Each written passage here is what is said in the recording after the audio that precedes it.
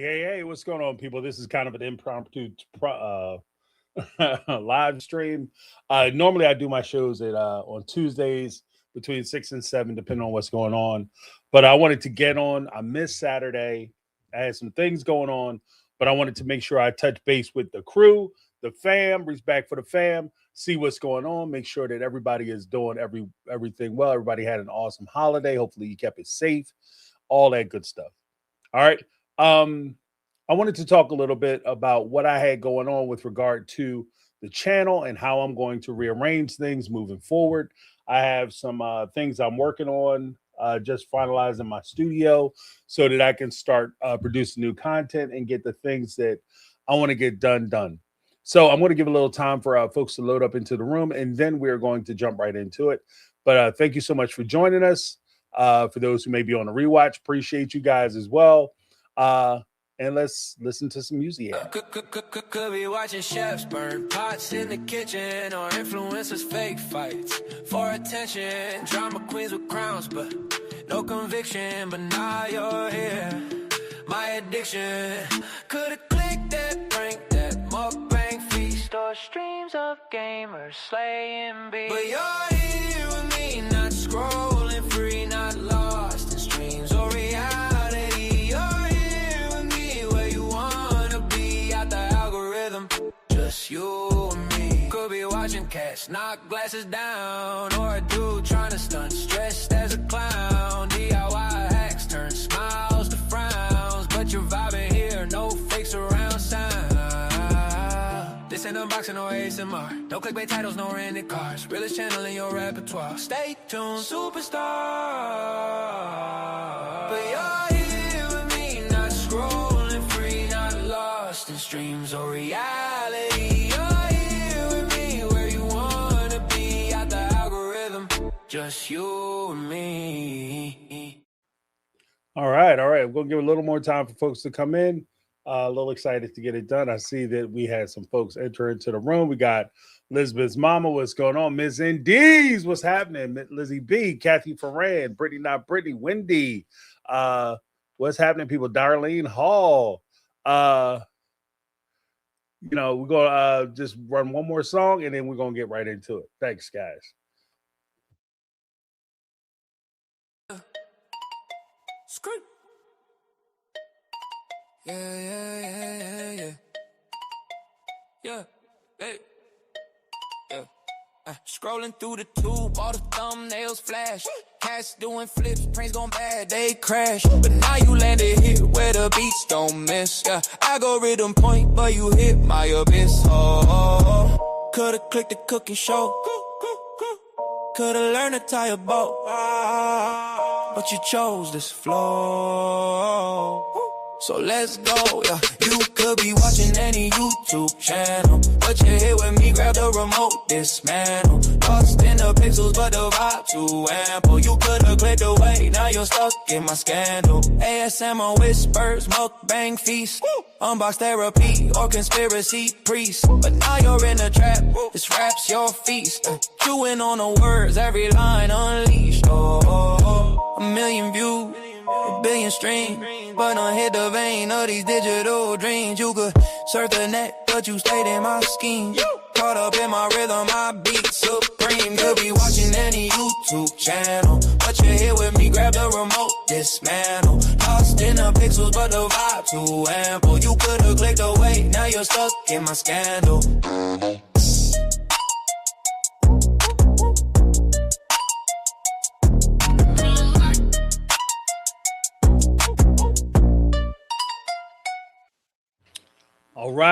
All right. What's going on, folks? Welcome to the show. This is James from My Take on Reality. We're going to have a good time. I might have to do this audio only because I still got to figure out how I'm going to do my hair and what I'm doing with my hair. I look crazy. I'm having one of those glamour fashion moments, I guess. Diva! All right. So basically it comes down to this, guys. I've been thinking about the channel and how I want to move forward, especially in light of the fact that, like, if we're going to be honest, and I like to be honest with you guys, I keep it a buck. I probably tell you way more than I should, especially with my plans and things that I got going on and things that I be thinking about. especially when it comes to the Brown family and Sister Wives and all that. I'm going to put it where the goats could get it. One, I think that show is dying. So I'm going to move away the content from this particular channel. I'm moving away from Sister Wives, and I'm going to focus more on true crime and like reality situations, like just my opinion on social events, pop culture, and society as a whole, like things that pop up in society. So I will be talking about that on this channel. I will be talking about Sister Wives, maybe potentially other reality shows, romance issues, kind of like when we were talking about the like the friends going out to dinner and splitting the bill, or guys being with women and maybe cheating on them, or women cheating on men, and relationship failures, how to move forward in careers. We're going to be talking about a lot of that stuff on the My Take on Reality Live, because I think that it's important that, you know, it's not just a one-sided conversation. I've always said that I wanted to create this channel or this space so that we can express ideas, not just for me to sit here and pontificate and just stand up on the soapbox and lecture everybody about how they should be living and what they should be doing and why I think my way is right and your way is wrong. I think that your Lizzie B should cover. Wait, who said that? James, you need to cover what you love, but not what you love, not what you suffer through. Yeah, I mean, I don't mind covering the Brown family, but it's just at a point now where if I want to keep it all the way a buck, like the reality shows themselves, I think, especially anything produced out of the TLC camp, have moved into a place where they're going for more sensationalism than realism. A lot of the situations, relationships, and things of that nature that they've created for their particular channel just don't exist in the form that they present them in reality. Right? Watching a TLC show to try to understand how relationships work is the reality show equivalent of watching adult material trying to understand how relationships work, romantic relationships work. You understand what I'm saying? So, like, for instance, you know, I ain't got nothing against nobody sitting there watching a smoker, like, you know, consenting adults filming themselves for edification and entertainment, as long as everybody, including the people who are watching that material, understand that this is a complete fantasy, that life don't work like this. You can't solve your problems because, you know, you get caught, you don't pay your bills, you don't work, and you're not bringing enough money, your rent ain't getting paid. You can go down and jump on top of the landlord, and that's going to make, he's going to be okay with you not paying your rent. Maybe that shit might work 1 to 2 months, but let's be honest, you ain't gonna become his girlfriend. Right? Right? So cost him like the house or his investment property. Because that's not why he got into it. It's just not realistic. It's like same. Even when they broach subjects like open couples, swingers, throuple couples, things of that nature on TLC, or when they talk about unexpected pregnancy from teenage children, and they try to cast these kids in the light of making them adults. So you have, like, most of Unexpected is just basically teenagers who have already put themselves in a precarious situation by having an unexpected child, arguing with their parents about why they should be allowed to move their other child paramour into their home so that they can continue their relationship almost as pseudo adults. That shit isn't real. And if it is real, some people need to come in and take your kids. Like, CPS should be called immediately. If you have a 14-year-old, 13, 12, 13, 14-year-old child, which they had in the last season, who is constantly going over to his girlfriend's house with the full knowledge of his mom and her parents, and they're sharing a bedroom, under no circumstances should any of those people be allowed around children, full stop, period, the end. Not only should they take away the kids who are in the room engaging in adult activities and continuing to engage in adult activities and being encouraged to do so, but they should take any child in that house who is under 18, because they should never be around children by themselves, full stop, period, the end. Right? But TLC is playing in those worlds. Like they're trying to normalize stuff that just shouldn't be normalized. They're trying to make things seem real that's just not real. People watch reality shows because they want to see how the other half lives, how other cultures live, how people interpret things, and how they get through things. TLC isn't doing that. The Brown family isn't doing that. I've heard Cody get up and say, oh, when the show, he did a cameo, and he was talking about when the show first started, this was a family show. Bullshit, this was a family show. This was never a family show. This show was never about family. This show has been marketed and pushed to us as how does one man sexually satisfy 4 women, and how do those 4 women deal with the knowledge that their husband is right next door, in the house next door, the room next door, or down in the basement, slamming away on one of the other wives, and he's up there ignoring you and your kids. How does he juggle all this? What's the mystery? What's the magic? That's why 99% of the questions that they would answer when they would say they would go somewhere and people would be really sweet, and then some folks would ask really rude questions about what the rotation looked like. Are they going to add additional women? Because let's be honest, if you went to the circus and you were watching a clown juggle 5 knives, you want to see that clown. If 3 knives, you want to see if that clown can juggle 4 knives. Then you want to see if that clown can juggle 5 knives. How many knives can he juggle before he cut his hand off or lose a finger? That's the whole trick with Sister Wives, and that's how it was pushed out. Now, we like to pretend that it was about us trying to understand how the family worked, but let's be real. It was never about understanding how the family worked. And even as we move forward, what the hell are they going to show us?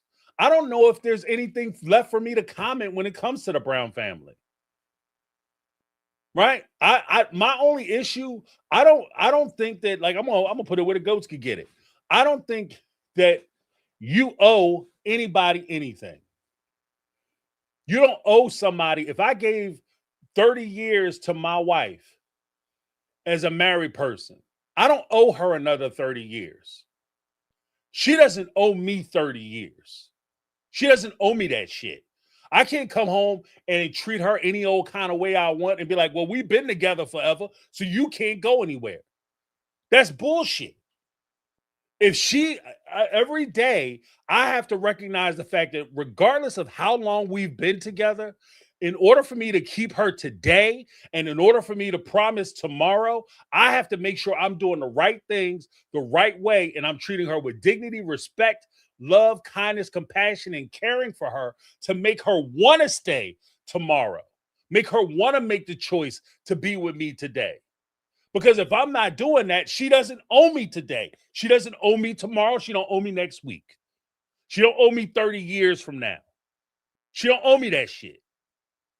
So if Cody, same, Cody doesn't owe these women, the OG3, the rest of his life. They all made decisions as adults together. They all entered into these relationships knowing full well it's not like he had families all over town and ain't nobody knew about each other. Y'all knew about each other. You all knew that he was banging away. In fact, you always talk about how the walls was thin and you can hear exactly what was going on in the next room. So it wasn't like you was being fooled, right? The biggest complaint I have about Cody and have always had about Cody is that he wasn't straight up with these women. If he would have fell in love with Robin and came home and said, look, I'm an asshole, because that's what you would be. You made promises. Now you're about to back out of it. I get that part. I don't think it relieves that. I made promises. I told you a bunch of stuff. But guys, guess what? This isn't working out for me. I'm really focused on her. That's the one I want to be with. This is the person I want to move forward with. I'm no longer going to waste your time. I'm releasing you. I'm out. Right? That's basically what happened. He's with the person he wants to be with. So no, I mean, if he's happy with her and they walk around giggling and shit and they smiling and they spending time with each other, I don't begrudge him that. I don't give a shit. I don't care. I could care less. As far as the other women are concerned, he doesn't owe Janelle anything just because she get wet in the drawers because he sit there and say, oh, I think, I made a mistake and I should have been focused on you. And when I said I didn't love you, I really didn't mean it, and all that bullshit. And all of a sudden, Niagara Falls is happening on a damn dinner seat.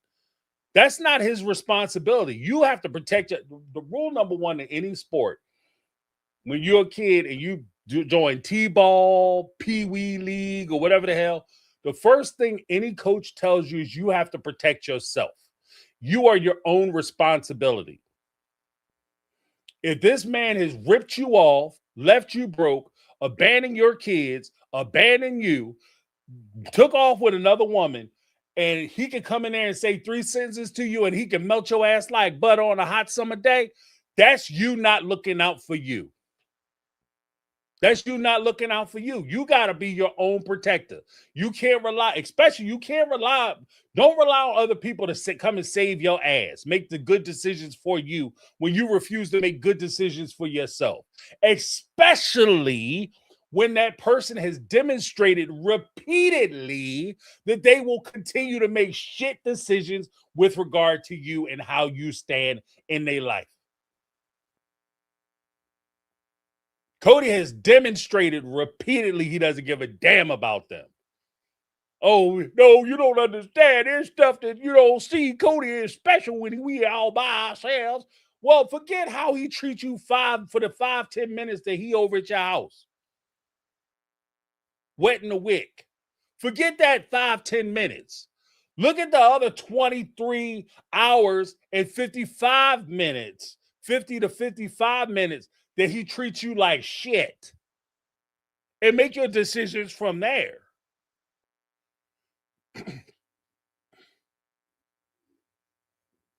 And I agree with Lizzie B. You know, the OG3 had the choice to leave when Cody married Robin.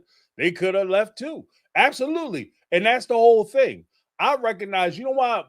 I'm going to credit this. People, oftentimes I can go, you know, especially doing stand-up and stuff.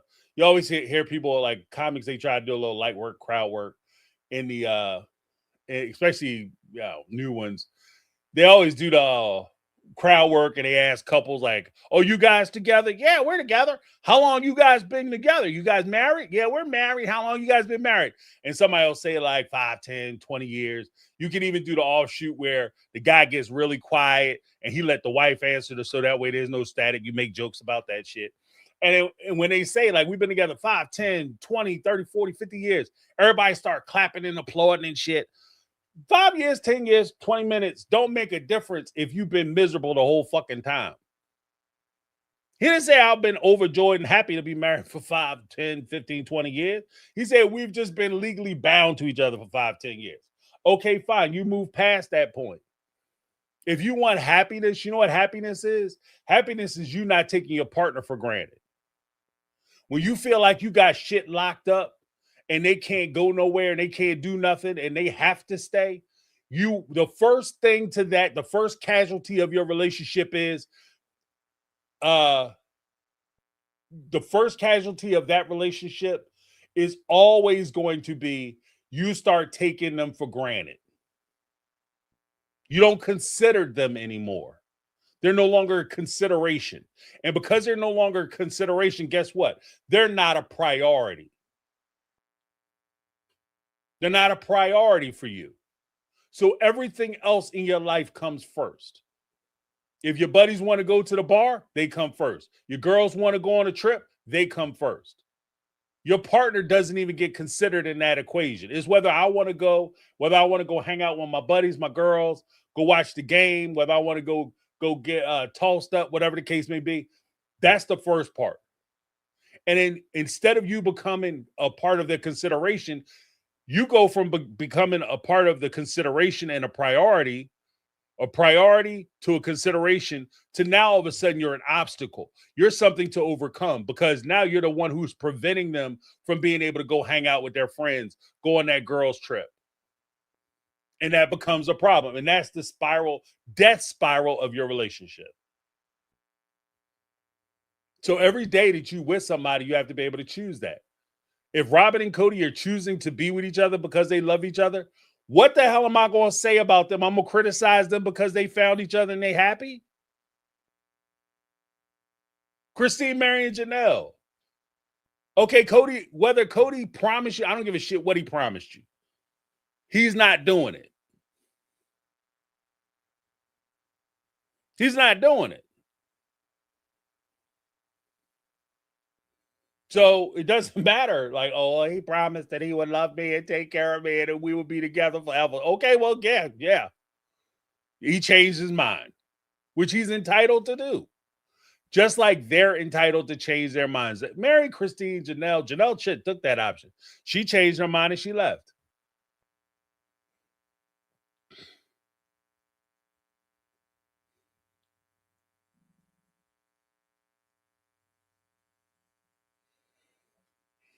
You know? And then, like I said, like I'm part of my this channel. We're gonna talk about real shit. We're gonna get into some real stuff.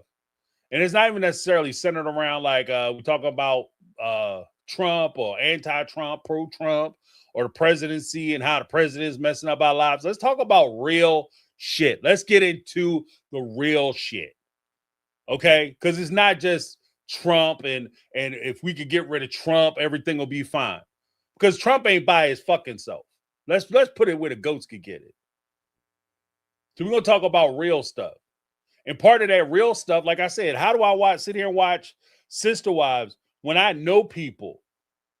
Hell, some of the people in my who subscribe to the channel and watch these shows. We gonna sit up and criticize millionaires talking about their rich lives and shit? I'm gonna criticize Cody because he went out and he's leasing a $100,000 car.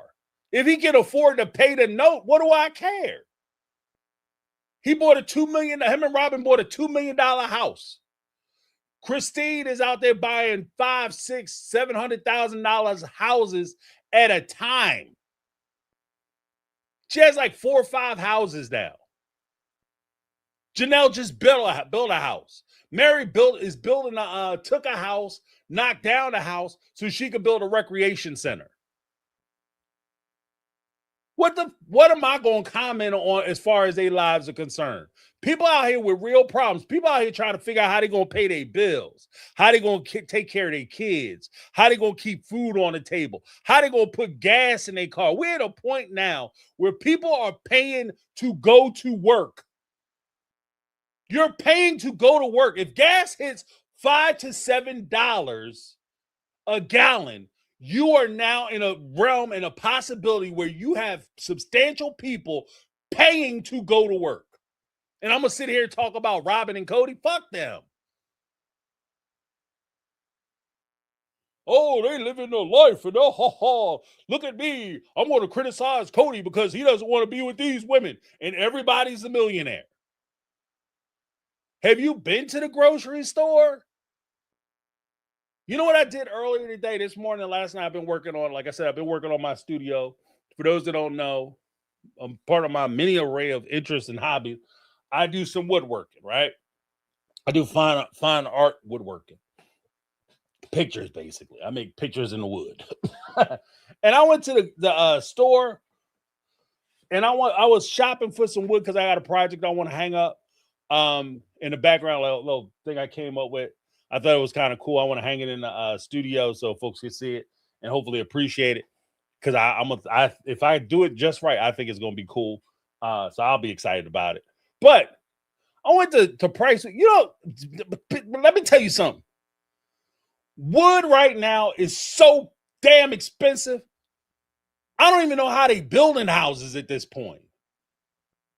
Because even if I walk over and I wanted to, because there's a couple projects I wanted to build, like my wife wanted like a dolly, like a detergent dolly for the laundry rooms. I was going to throw that together and put some little things on it, casters and all that. Wood costs so much money now. I'm like, it would be cheaper for me just to do the plastic.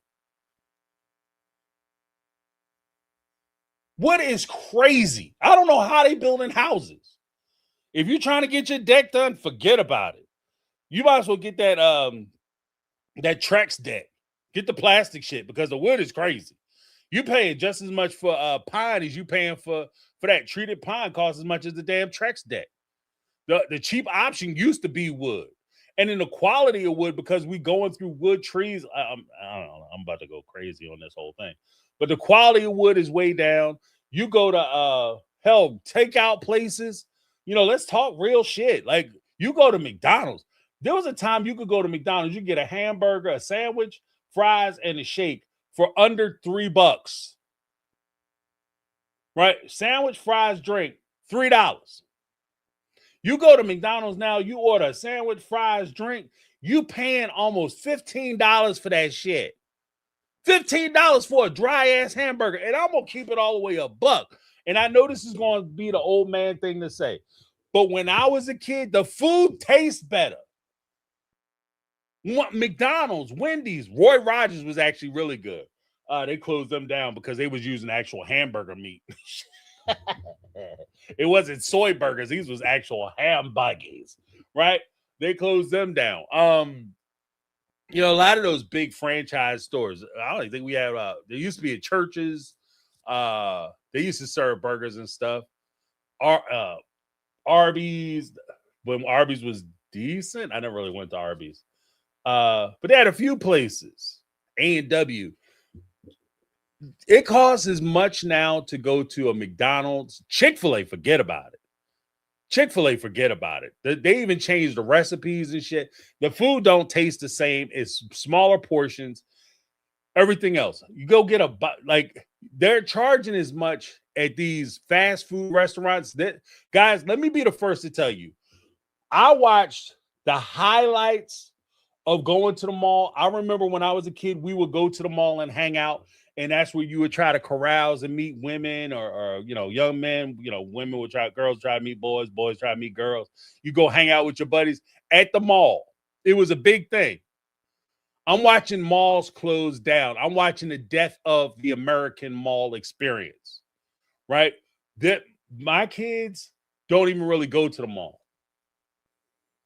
They might go for something specific. I think maybe in the last year, my kids have asked or wanted to go to the mall maybe twice, 2-3 times, tops. We used to be at the mall if you were off during the weekends, you was at the mall almost all day. If you wasn't out running around doing other things. And during the week, you might hit the mall like 3-4 times when you go hang out with your buddies. Kids ain't going to the mall. Fast food is going the same way the mall is going. We may be watching the close of fast food, guys. This might be it. This might be it. You know what I mean? Like McDonald's, because McDonald's, Chick-fil-A, Wendy's, Burger King, they cost as much as casual dining. They cost, like, if you go to McDonald's hamburgers and shit cost as much as going to like a Ruby Tuesdays or Applebee's, Red Lobster, whatever. It costs about the same amount of money. The service is different, and I can actually sit down and enjoy a beer in those other establishments. Right? I'm telling you, this is like we're killing out, like we are dying. We are dying, and our economy is going to shit. Oh, we got plenty of jobs. We're afraid that the Mexicans are coming over getting all the good jobs. Let me tell you something. First up. If you're working a kind of job where a person can walk onto your job without an education and not being able to speak the damn language, and they can take your job, you need to reevaluate your shit. That's the first part. Let's start from basics. Second of all, ain't nobody keeping you from your job. We sit up here and blame, we don't want handouts, and we don't want to take care of people, and everybody's an individual. Let me tell you something.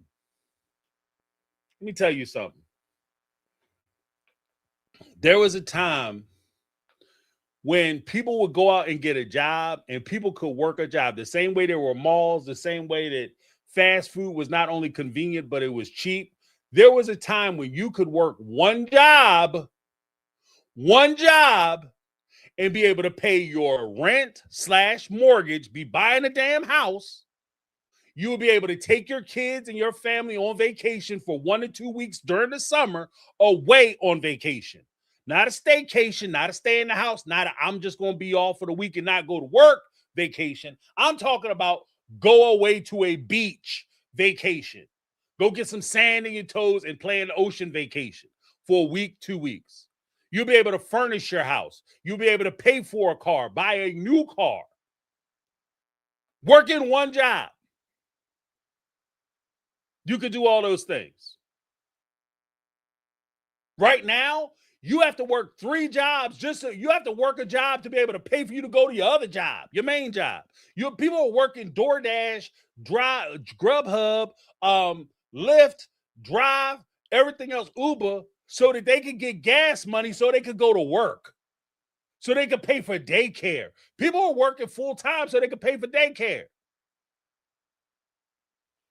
And then everybody want to talk about why the kids so fucking crazy. Oh, the kids are crazy. The parents need to spend more time at home. When? How the hell are the parents going to spend more time at home? How the parents going to spend more time at home when they spending all their time at work? Working 3, 4 jobs trying to take care of their family to put food on the table. It costs too goddamn much money. Let's be honest. Have you been to the supermarket? Have you been to the supermarket? Hell, you get a pack of ground beef. I remember I'll go to I go to one of the warehouse stores and I get the ground beef. And for was it about 4, 5 pounds of ground beef, you get like 80-20, 85-15, or 90-10, right? The cheapest one would be the higher fat content, obviously, right? Best Burgers probably for grilling, but I digress. You go down and you would spend about $13, $15 on a 75 on an 80-20 hamburger, lean to fat content hamburger. That same pack of meat right now, and I just went yesterday, that same pack of meat, $25, $30. You go down the cereal aisle. Remember they used to have the family box of cereal? You have like the regular box. That was back in the day, that was about $2, $2.50. That's now about $4. You go and you get the size up. That would be the family box. Basically, it's the double the size of the normal box. That would be about $5, I think, at the time. Now, the small box is about $5. The family box is about the size of a slightly bigger, smaller box, and they charging almost twice the damn money. Don't get me started on the damn milk. And if you want to eat a fucking chicken, you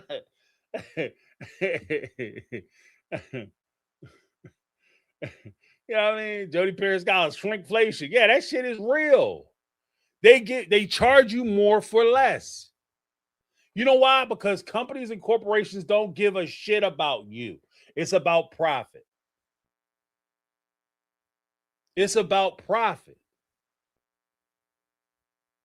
And those are the kind of conversations we're going to start having on this channel moving forward. And we'll like I said, I'll bring it back to Sister Wives and maybe some of the reality show content stuff when it's interesting and it's something actually to talk about. But I'm not doing lifestyle. I refuse to do lifestyle of the rich and famous on wealthy people. When I have people and I know people struggling. You know what I mean? I know people who struggling trying to figure out how they're going to pay bills, how they, forget luxury shit. Vacations, they trying to figure out how they're going to pay their rent. And then what, I'm going to sit up here and watch the Brown family go on vacation and go fancy ass places.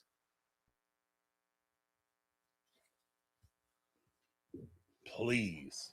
And that's not even me hating on them.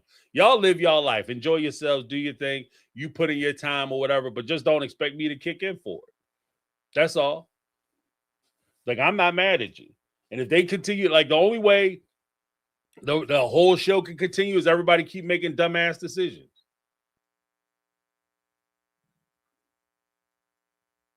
You know what I mean? The only way the show continues if they make dumbass decisions. Janelle, I'm going to try to get back into the family. Or Cody, I'm going to try to add another wife. Why add another wife? Why create more problems? You said you happy with Robin, be happy with Robin. Oh, because I'm trying to dip into somebody else.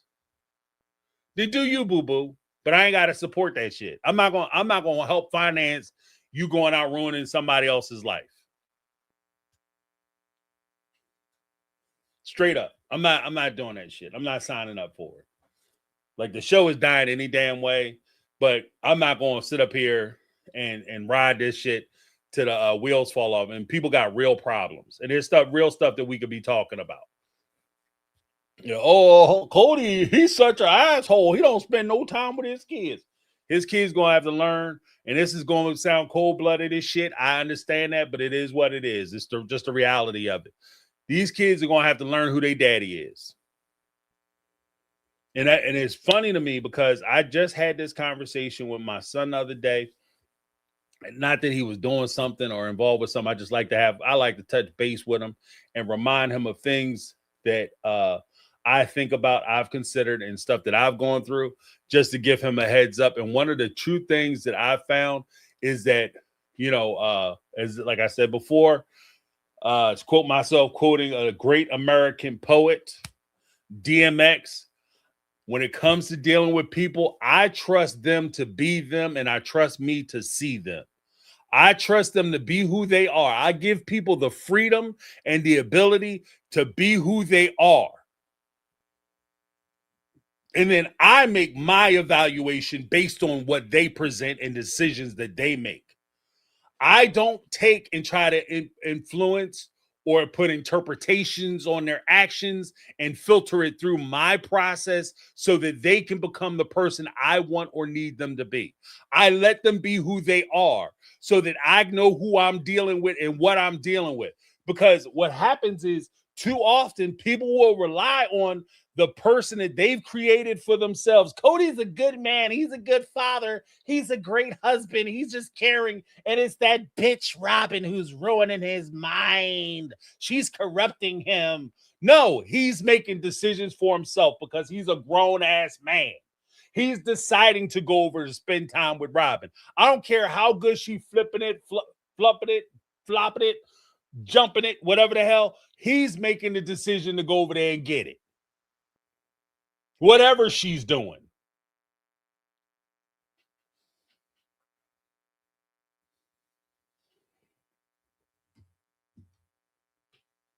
Whatever she's doing, he's making that decision. And what I've been saying from the very beginning, these ladies have to stop trying to make him something that he's not and trying to interpret and create him into a realm where he become the thing that they want him or need him to be, and start letting him be himself and then judge him based on where he is. Like, same.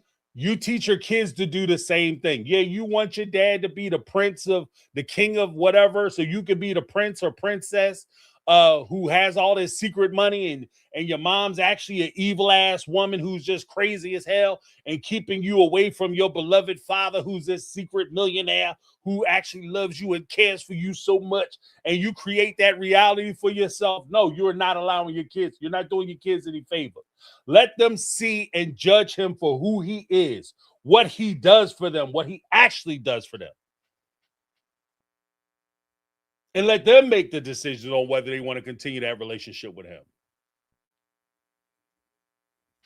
Because that's what they're going to have to do. Because whether we like it or not, those kids, I can stop watching Sister Wives. You know, let's be honest. I cut some of my, I cut one of my big expenses off. But I said, money getting tight as a fat man in skinny jeans up this way. I don't know about y'all house, but that bull crap I was paying for, like, so I get first view on Sister Wives. Not interested. Don't give a shit. Let it go. So I can turn Sister Wives off. I can stop watching. I stopped watching. What was that show? 90 Day Fiance. I don't watch that shit. I don't watch Mama's Boy. I don't watch You, Me, and He or She or whatever. Me, my lover, and a past lover that I spend more time focus on my previous relationship than my current relationship. I don't watch none of that bullshit no more. And just like the Brown family, I could turn that shit off. I don't never have to deal with or think about Cody ever again. But these kids will. And what I would like to do, if I could give them anything, any advice, I would like to give them the tools to be able to deal with him in a way that no longer damages them or affects them in a way that it hinders their ability to move forward and move past. Not that they're not going to be hurt. I can't take the pain away. I can't make it okay. I can't make the relationship better. But what I can do is try to encourage them to be able to quantify that relationship, put it in perspective so that they can continue to move on. Learn from that experience what you liked about it, what you didn't like about it. And as you move forward with your relationships, especially as you pick partners, you use the information that you've gathered from your experience to pick better partners so that way when you move forward with your kids, you don't saddle your kids with the same experience you had with that deadbeat ass motherfucker you call a daddy. That's your whole goal. Don't be like this. There are plenty of examples that you can use, what you could be like, what you could do, how you can move forward. You can also learn from people and observation on what not to do, how not to carry yourself. You know how it feels when people make certain promises and they don't live up to those promises. When they say that they're going to be around and they don't give a shit about you. And you recognize that they don't care about you. Being smart enough and recognizing the fact that just because somebody doesn't care about you doesn't mean or hold value in you, it doesn't mean that you are valueless. That's their perspective. And guess what? They're entitled to it. If Cody came out tomorrow and said, all my kids, all 13 of my kids, from soup to nuts, anybody who came out of the hee-ho of the OG3, those human beings ain't shit to me. That's his right. He could say that, be a terrible person, but he could say that. And that would be his opinion. He might actually feel that these kids ain't shit. OG13 ain't shit. But that doesn't mean that those kids are valuable. It just means he doesn't see value in them. But what you have to teach those kids is that it doesn't matter what he thinks because he doesn't set your value. You do. And that's one of the more powerful things that, like I said, I want to talk about on the channel. We started this channel out. It was a very, I think it was very positive moving, but the deeper you get into the whole Brown family, I think it starts to go more negative. When you look at it, the whole thing is to encourage people to stop giving the pen, the quill, the writing utensil for other people to write and draft your history, your value, telling your story. You take the pen, you take that instrument, and you write your own story. You set your own value. You don't rely on somebody else to come in and evaluate you and tell you what you're worth and what you can contribute, because that person may not know what value you have. They just don't see it. What's the fastest land animal? Actually, the fastest land animal, I think, if I'm not mistaken, is a cockroach. Because if a cockroach was to scale, they'd be running like 200-300 miles an hour. Well, let's say, for PG's sake, let's say it's a cheetah. Cheetah's fast as shit, right? But if you take a cheetah and you drop it in the ocean or you drop it in the lake, the cheetah ain't got a chance. A tortoise, a snail, a turtle could catch a damn cheetah in the water. Especially them snapping turtles, they snap that mother up, eat his ass up. He has no value in the water. Sometimes it's not that you're not valuable, you're just in a wrong damn place. You're just in a wrong place. It's not that you're not valuable. It's not that you're not important. You're just in a place or an environment where your skill set isn't being maximized. You're in the wrong place. And if I'm looking at it and I'm a marine biologist, and I'm like, well, who's the fastest animal, a shark or a cheetah? A shark, clearly, because I'm dealing with the ocean.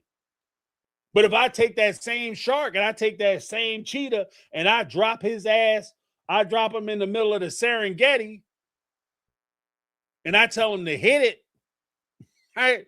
The cheetah gone, that fish is going to be wherever it lay at, maybe 4 or 5 feet either way, depending on which way it flip and flop.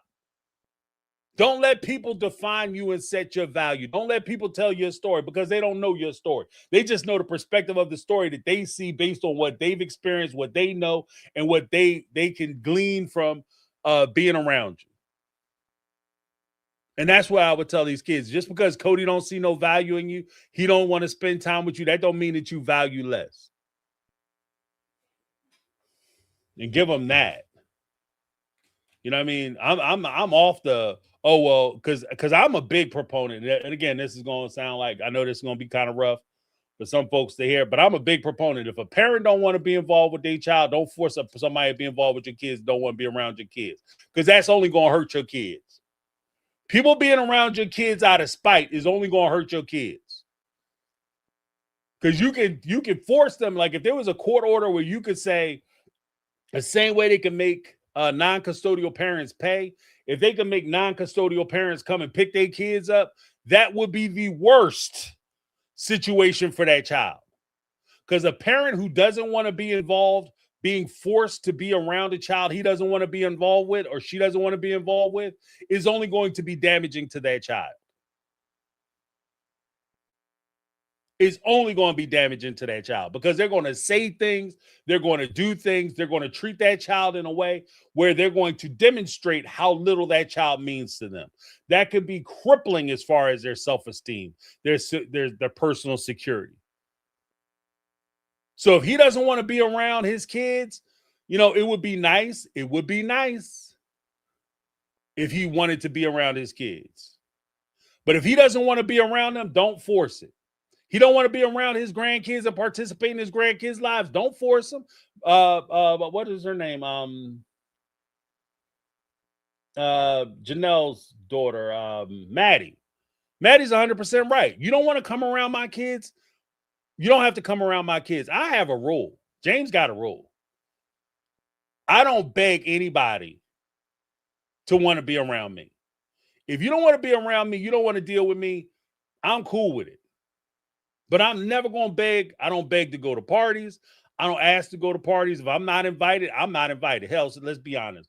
You know what I mean? I'm at a stage in my life now where half the time I might get invited somewhere and might not really want to go anyway. You know what I mean? I enjoy my family, so half the time I'd rather hang out with my kids or whatever. So it doesn't even make a difference to me. You're not hurting my feelings.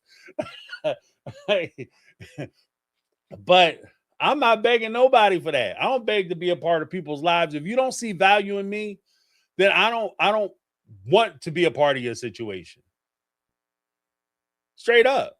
I don't want to be a part of your. I'm not going to beg you to be a part of your situation. Oh, please. Let me come over and spend money on you. Let me spend some of my valuable time with you. I'm going to fight to try to get into your life and keep you around and keep you close.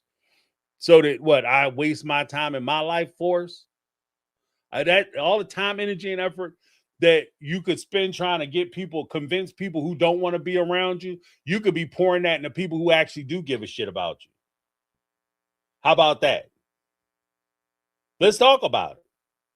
All the time that the OG3 spent trying to prove to Cody how much they deserve to have, be a part of his life and he needs to come around, and how much validation they received from all those efforts.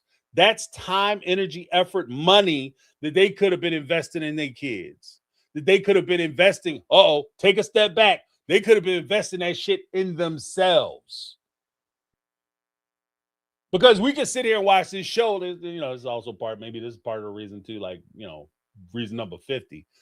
This is also part of the reason why I say the show is kind of losing a little luster for me, because this show isn't real for the real person.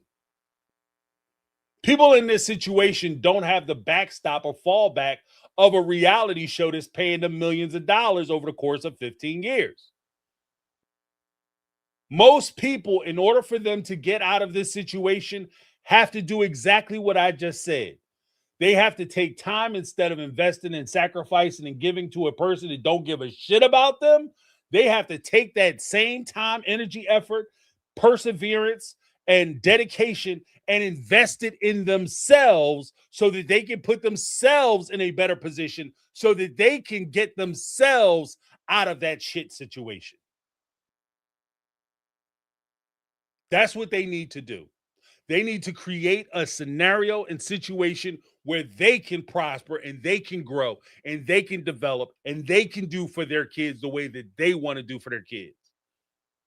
The only reason this shit even worked is because they had a TV show. This is the foundational reason why I've said historically that if they didn't have this TV show, the OG3 would still be married to Cody, because where else would they go?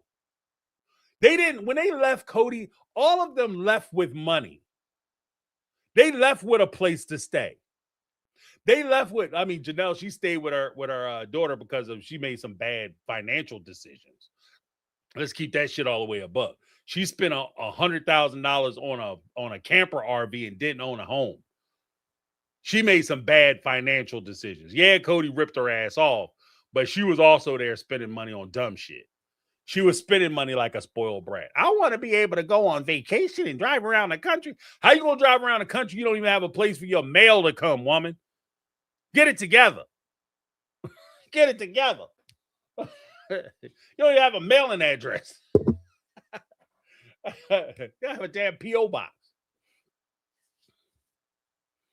Right? But in the real world, if they were in that same situation, they would be locked in. And it was not because the love would have been there and Cody would have been forced to love them and maybe Robin wouldn't have came around. Let's be honest. If we put this in real terms, the only real difference if they weren't on TV is that Cody, instead of marrying a Robin and bringing her into the family, he just would have been banging somebody like Robin on the side. He'd have been cheating on her. That's usually what happens. That's usually what happens. A guy like Cody doesn't go out and get another wife. He just goes out and get a mistress. He go get a side piece. He get a distraction on the side. And he come by, he argue with the kids, and he get in a fight with his wife and go over and spend time with Susan, kick his boots up on somebody else's coffee table. That's what usually happens. And the wife or the husband who is financially bound to this person is trapped. It's not that they're making a decision to be with Cody. They just would have been financially trapped. And if we're going to keep it all the way a buck, what I'm saying is that these women, instead of investing all that time, energy, and effort trying to prove they love to Cody, if they would have invested in themselves, whether it's education, employment, or trying to secure the bag for themselves so that they're able to take care of themselves, that shit gives you options. The same way Red Bull give you wings, education and opportunity gives you options. So now you get to choose whether you want to stay with Cody. You get to choose whether you're going to stay in this relationship. You get to decide for yourself if this is beneficial for you. As opposed to, well, if I leave, I'm going to be homeless and I'm not going to be able to take my kids with me because I can't take my kids to go live on the street. So I better stay.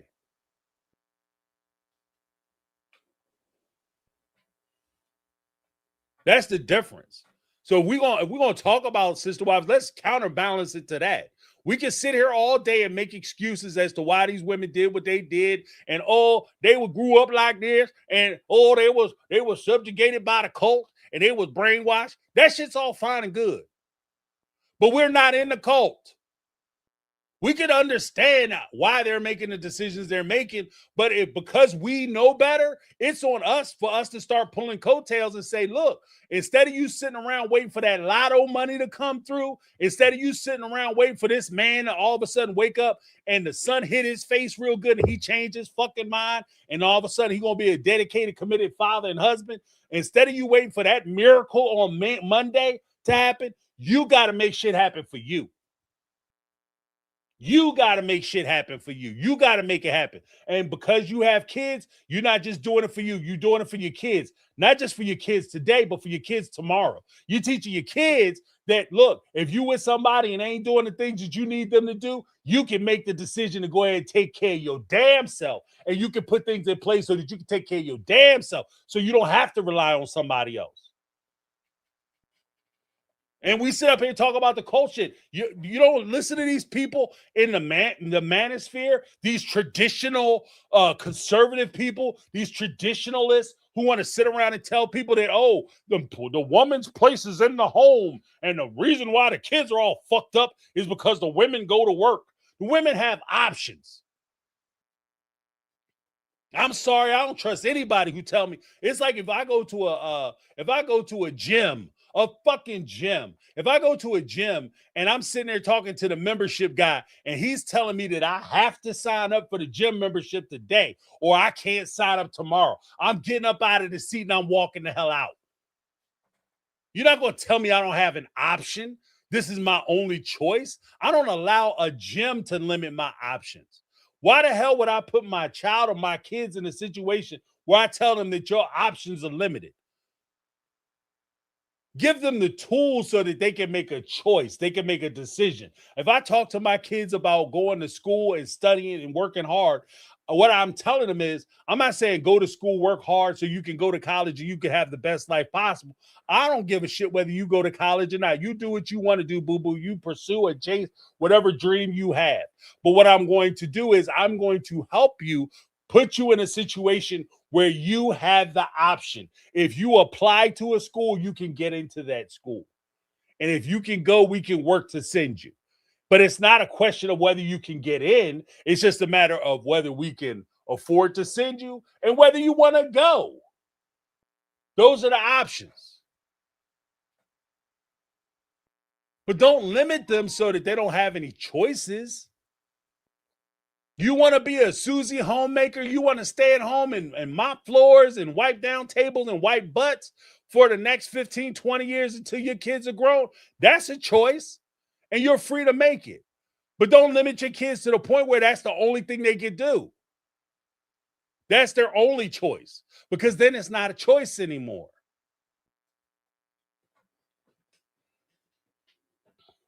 I'm telling you, guys, we're going to get into some real shit. Because we've only just begun. I'm telling you, we're going to get into some real shit. We're going to get into some real shit. He was like, James, you took some time off. Yeah, because I've been thinking about it. Because I'm tired of the nonsense. Like, we sit around, this is how they grew up. Well, yeah, they grew up like this. I know better. So I'm going to say something. See something, say something. Ain't that the phrase? See something, say something. We're about to understand the whole generation in damn handmaiden tales. we're gonna understand the social ramifications. We're about to understand an entire generation in the damn handmaidens because we making excuses. Shit is unacceptable.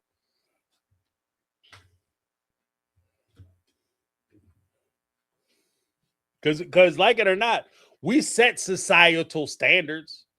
Societal standards aren't set by fringe groups. Let's keep it all the way above. Fringe groups, the AUB doesn't set the societal standards of how relationships are conducted.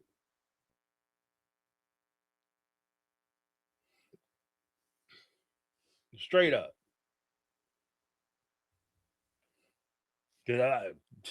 I'm not trusting it. Like, I don't trust these jokers to make decisions for me. That's ridiculous. I'm not going to trust these jokers to make decisions for me. You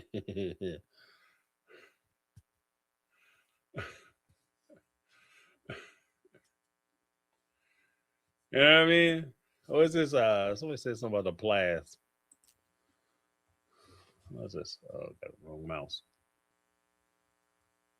The Plasts completely crippled their kids on education, making them turn down scholarships since they didn't need head knowledge. Hey, yeah, why you need opportunities? You pretty enough, you could be a model because clearly your looks are going to last forever.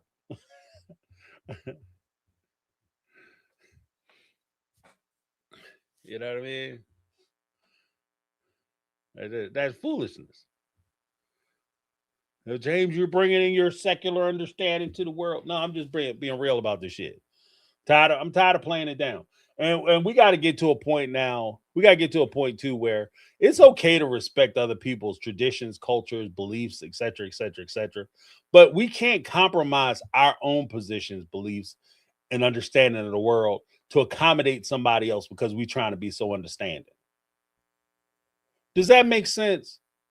I'm not going to sit up here and say that it's okay, but because I would never do it, but I'm trying to understand everybody else. And I realize everybody else didn't grow up like I did.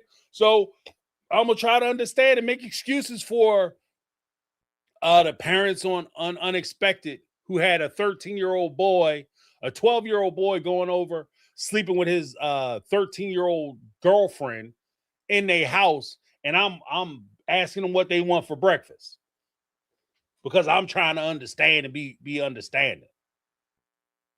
Oh, hell no. Hell no.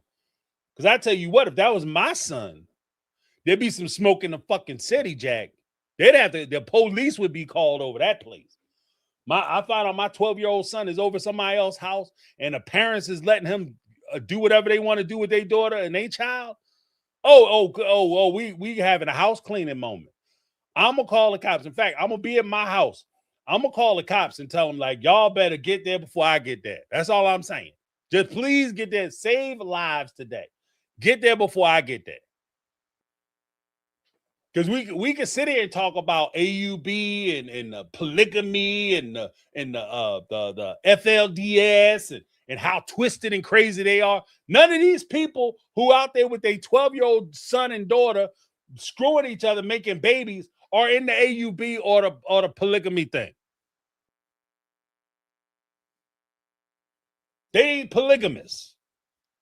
We keep playing this game like the shit is normal and it's okay and it only happens here and we ain't got to worry about it. Then that's what the result is. That's what the result is. Like I said, you about to understand yourself in the damn handmaidens. James, you're just being crazy. You're talking crazy. Have you listened to these assholes? Have you listened to these people when they start talking? When they start talking about controlling birth rates, how you get pregnant, when you get pregnant, monitoring your pregnancies, the only way you can do that is if you're monitoring people from start to finish, soup to nuts, which means that you instead of you having your monthly visit from Aunt Flo, as they used to say back in the day, you're going to have to check that shit in because they have to make sure that you're not pregnant, dumbo. That's what we're heading towards. You're heading towards deeper regulations.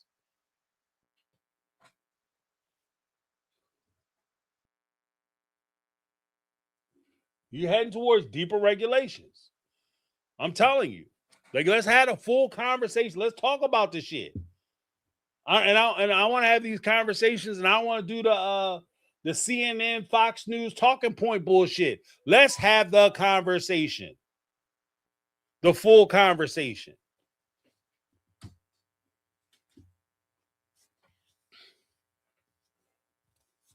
Because we keep letting these people dictate and guide the conversation and our talking points and our stream of thought, and they're pushing us into one thing and they're distracting us with a whole bunch of bullshit. Meanwhile, we are being fucking looted. We're getting looted. We're getting routed. Because it started off, wasn't that bad, but now shit's starting to get tight and it's only going to get worse.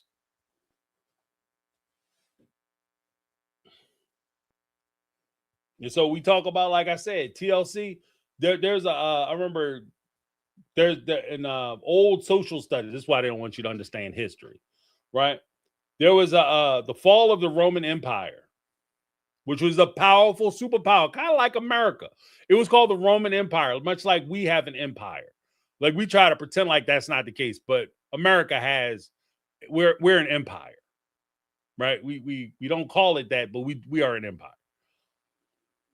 And with our relationships and everything else. And we are the most powerful nation militarily in the world. We're the richest nation in the world, right? And we pretend like in our 250 year history, there are houses older than our country in Europe. In the Middle East, there people are living in houses older than our country. Let's be very clear, right? That somehow, if we fall or something happens to us, it's the end of the world. Rome thought the same shit. And if you look at the history of Rome, when Rome was falling and it was declining, Rome didn't fall in a day.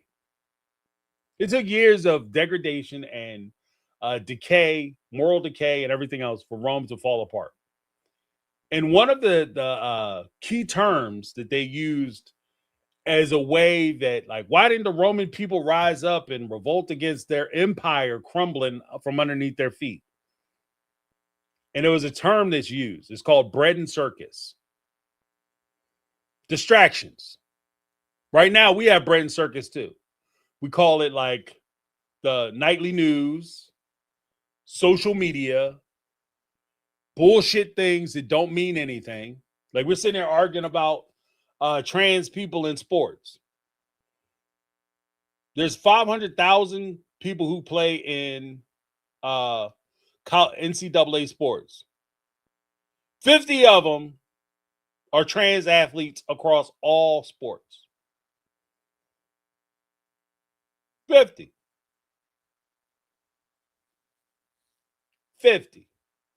That's less than 0.0001%. But we act like it's rampant and we gotta put a stop to it. Meanwhile, people can't feed their kids. Bread and circus. We arguing about bathrooms. Last time I checked, I went to a public restroom the other day. I went in, did my business, came on out. Men have the urinals in the stalls. I don't know who the hell was in the stalls. We act like it's a big room where everybody just go and sit down. Hell, if you go to New York, places in New York, especially because it's so tight there, if you go into the office buildings and things in New York, it's commonplace for them to have unisex bathrooms. The stalls have from floor to ceiling. The stall door will go from like basically real high up to all the way to the floor, so you can't see who's in the stall.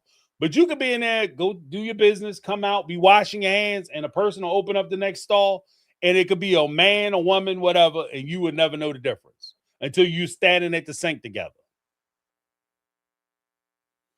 Oh, but it's inherently dangerous. Oh, so you think killers and grapists are being held back by the picture on the door? You think that they're about to go in and commit a felony?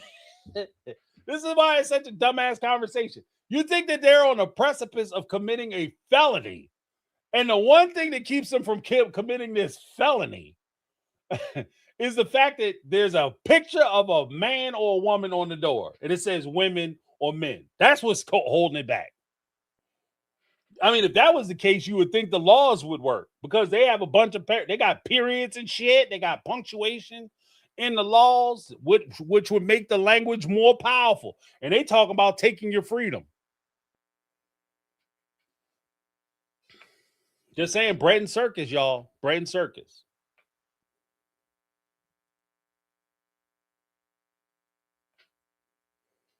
You know?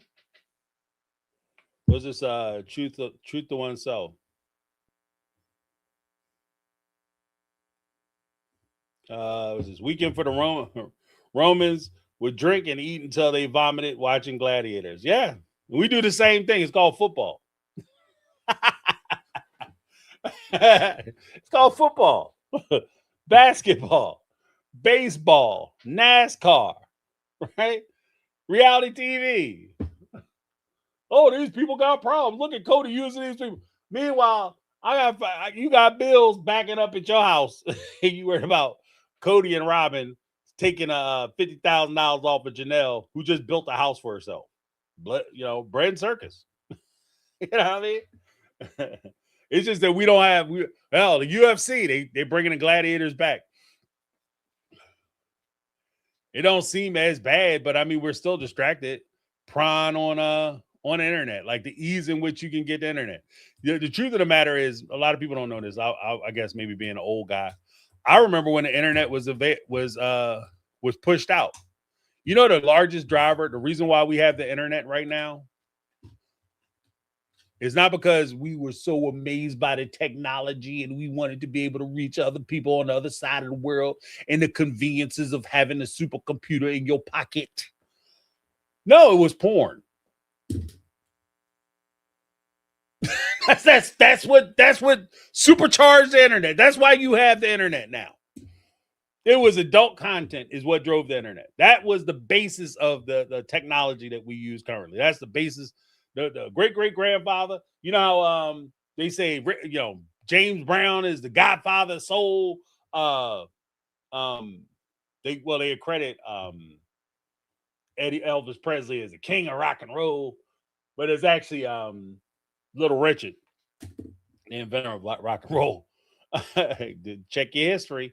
Rolled out the Rolling Stones, introduced the Beatles, brought out Jimi Hendrix, brought out Chuck Berry. They were all in Little Richard's band. Check the history. If do the math, check your work. If you don't believe me. But the same way he was the grandfather of the internet, and the internet in the house is adult content. That's what pushed it. You know? And it's that distraction. And then, of course, we get like the little things, like we feel like the richest country because we got cell phones and all that little bit of bullshit, knick-knack stuff, distraction stuff. But are we doing well financially? Let me ask you that question. Are we doing well financially? How's our money looking? When was the last time you got a raise? Is your raises, your money, your income, is it keeping up with inflation? Is it keeping up with inflation, guys? Or are we so distracted by other people's bullshit that we're not paying attention to them ripping us the hell off? Companies and corporations been ripping us off for years. We can sit there and blame Donald Trump and Democrats and Republicans all we want, but they ain't running the show. You understand what I'm saying? This is the equivalent of COVID, and I'm gonna open up the lines. I'm gonna let you guys call in. This is the equivalent of COVID. Remember when COVID happened? Everybody would show up to the Walmart and cuss out the old lady who's at the door asking you to wear a mask. You stupid ass whore! I ain't wearing no mask. Oh, you old ass bitch! I ain't wearing no mask. You fucking dude, and all that craziness. Remember when people used to do that? Them people wasn't making the decisions to make you wear a mask. They just in there trying to do their jobs. They were told by their manager, anybody who comes in the store has to put on a mask. And their manager was told by somebody in Arkansas. And the guy in Arkansas, or the guy in Sweden, or the guy who's running Target or Walmart or Home Depot or the supermarket or whatever, they're being told what to do.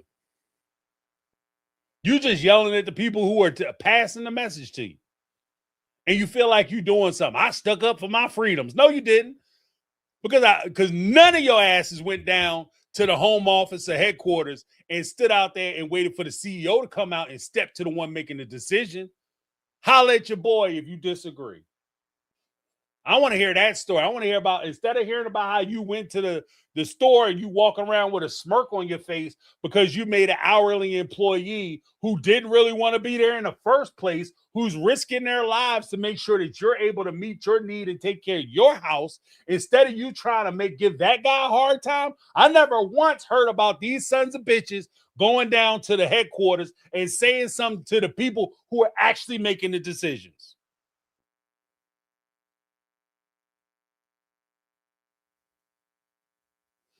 The people who are actually making the decisions. We can sit there and holler and talk about, oh, they damn politicians is stealing the money. Who are they stealing the money for? These politicians are only getting a fraction of the money that is being pilfered from our pockets. They're getting a kickback. These motherfuckers are on payroll. These politicians are on payroll. They ain't making decisions. They on payroll.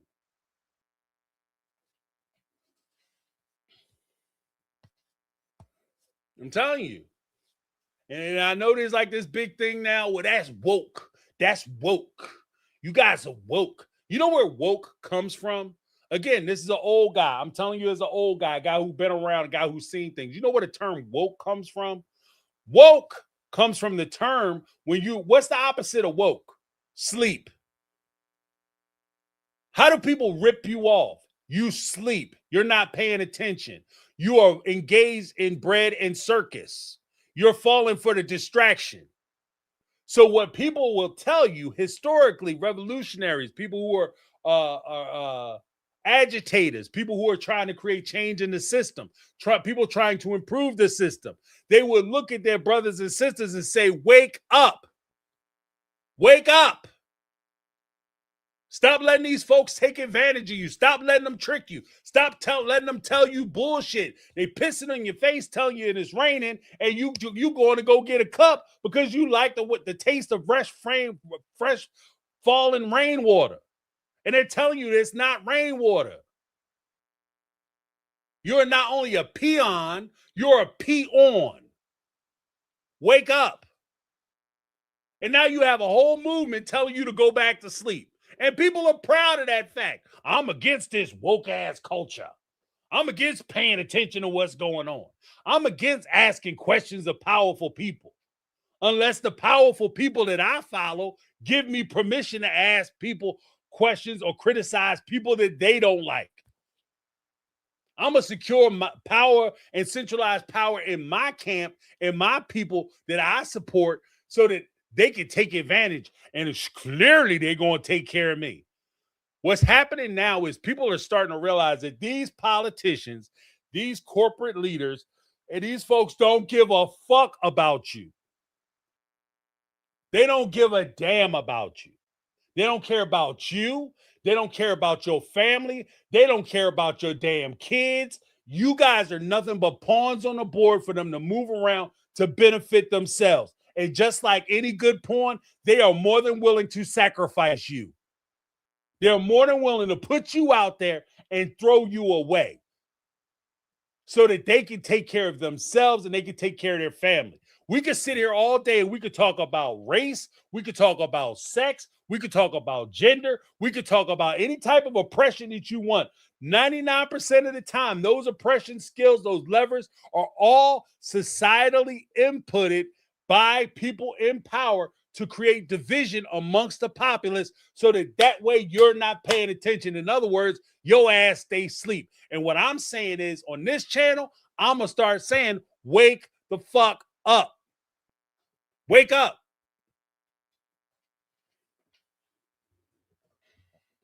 They relying on us to go to sleep. They relying on us not to pay attention. They relying on us to keep talking about their talking points. Oh, Jeffrey Epstein. Everybody worried about. We talk about this on Saturday. I still owe my members. I owe you guys a meeting on Saturday from Saturday. But we sit here all day talk about damn Jeffrey Epstein. Jeffrey Epstein is dead and in the ground, maybe. That shit. Wait, this shit work. Let's be honest. That motherfucker might be walking around on the beach somewhere, right? He dead in the ground. Do you think those freakos who were seeing them children, do you think they stopped seeing kids when Jeffrey died or he got locked up? Do you think that turned their whole situation around or do you think they still doing it? But we so distracted about talking about a dead man and his partner who's in jail that we're not even looking for the other people doing it. Yo, we got Puff Daddy. Puff Daddy, another one. You think Puff Daddy was the only one running them kind of Hollywood parties? Wake up. I'm going to drop the link that you guys chime in before we bounce for the evening. But yeah, we going to talk, like I said, we're going to talk about some real stuff. We're going to talk about some real stuff.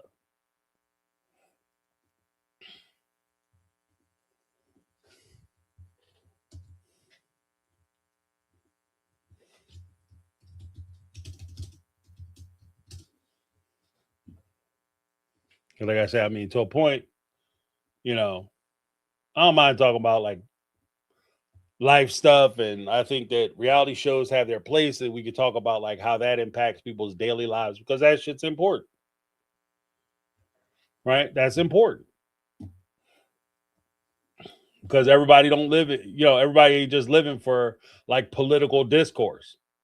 They have lives and relationships too. So those conversations are important to have. And you know what I mean? When you're going through things, if you get cheated on by your husband or your wife is about to blow your life up because they starting to screw their coworker, that's going to impact you just as much as the price of eggs and the price of groceries, if not more. Right? So that's a conversation that we can have. There's nothing distractive about that. But I'm not going to sit here and belabor myself with talking about millionaires and how many houses they got when people trying to figure out how to pay their bills.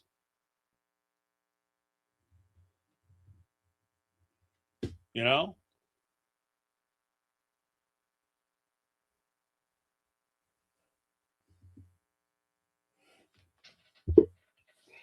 Like I said, and I'm because on the channel, like I said, I have some things that I wanted to talk about. Well, I'm not gonna. I do this shit all the time. I tell people what I'm talking about, and then all of a sudden, if it's good, it start popping up. But yeah, we'll talk about it. Linda, what's going on? How you doing? James, you came in with the fire. Hot damn. I love it when you come on with your brimstone and treacle. I don't even know where to begin. I'm happy to be here, talk to you guys. Yeah, I agree with the change you want to put in.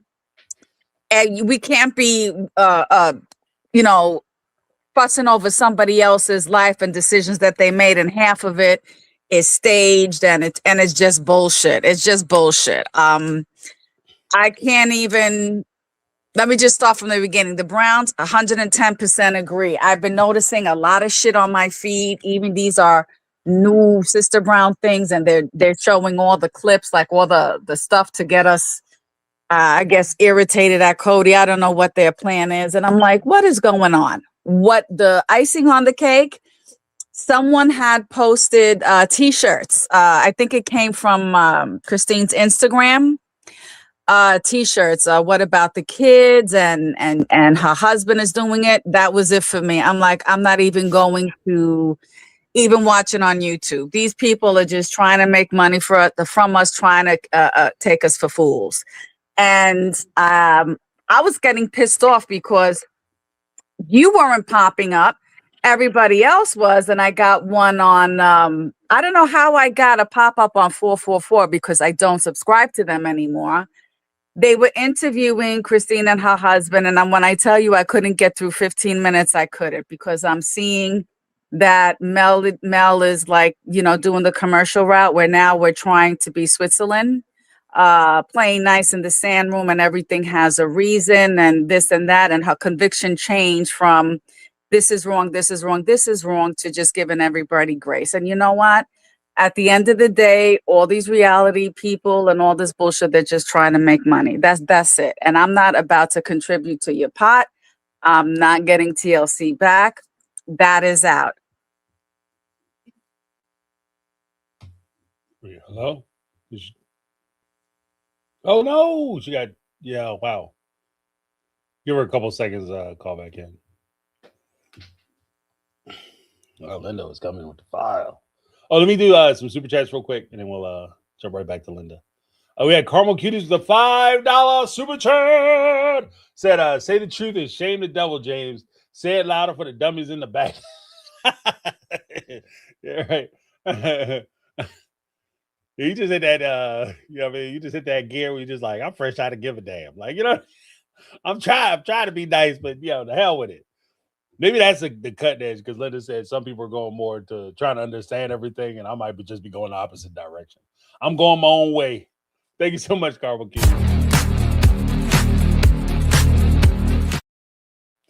Then we had Elizabeth's mama with the $4.99 super chat. Said, James, finally someone talking sense. Let's do a poll who hurt from economy, not issues that they blew up. Yeah. Like who's doing well? You know what I mean? Like I said, like in my house, shit, the money is tighter than a fat man in skinny jeans. Like, I don't know what is going on. Like, you know what I mean? Like, you be like, you hit one moment, be like, I'm doing pretty good. Things are moving the way they should. Next thing you know, it's like, the energy is up. Gas is up. It costs more for me to put electric in my house. Now that you're not going out to restaurants as much, you cooking at home, it costs more because now all of a sudden you're using gas and electricity in your house to cook food at home, but that costs more. Then you go to the grocery store, that shit costs more. Then you go to the job, these mugs act like they're trying to cut hours. What? They don't want to give you overtime no more. What? Then they talk about, oh yeah, even though you've been doing 3 people's jobs for the last 2 years, we're going to fire 2 more people, so we're going to increase your workload. And when it comes to your annual raise, yeah, we don't have it this year. That's funny, because when I was down in the parking lot, or I walked my friend to the bus stop, I saw you pull up in a Porsche. So we're not all doing bad. Well, apparently some of us are doing quite well. You know what I mean? Let's talk about it. Elizabeth, mom.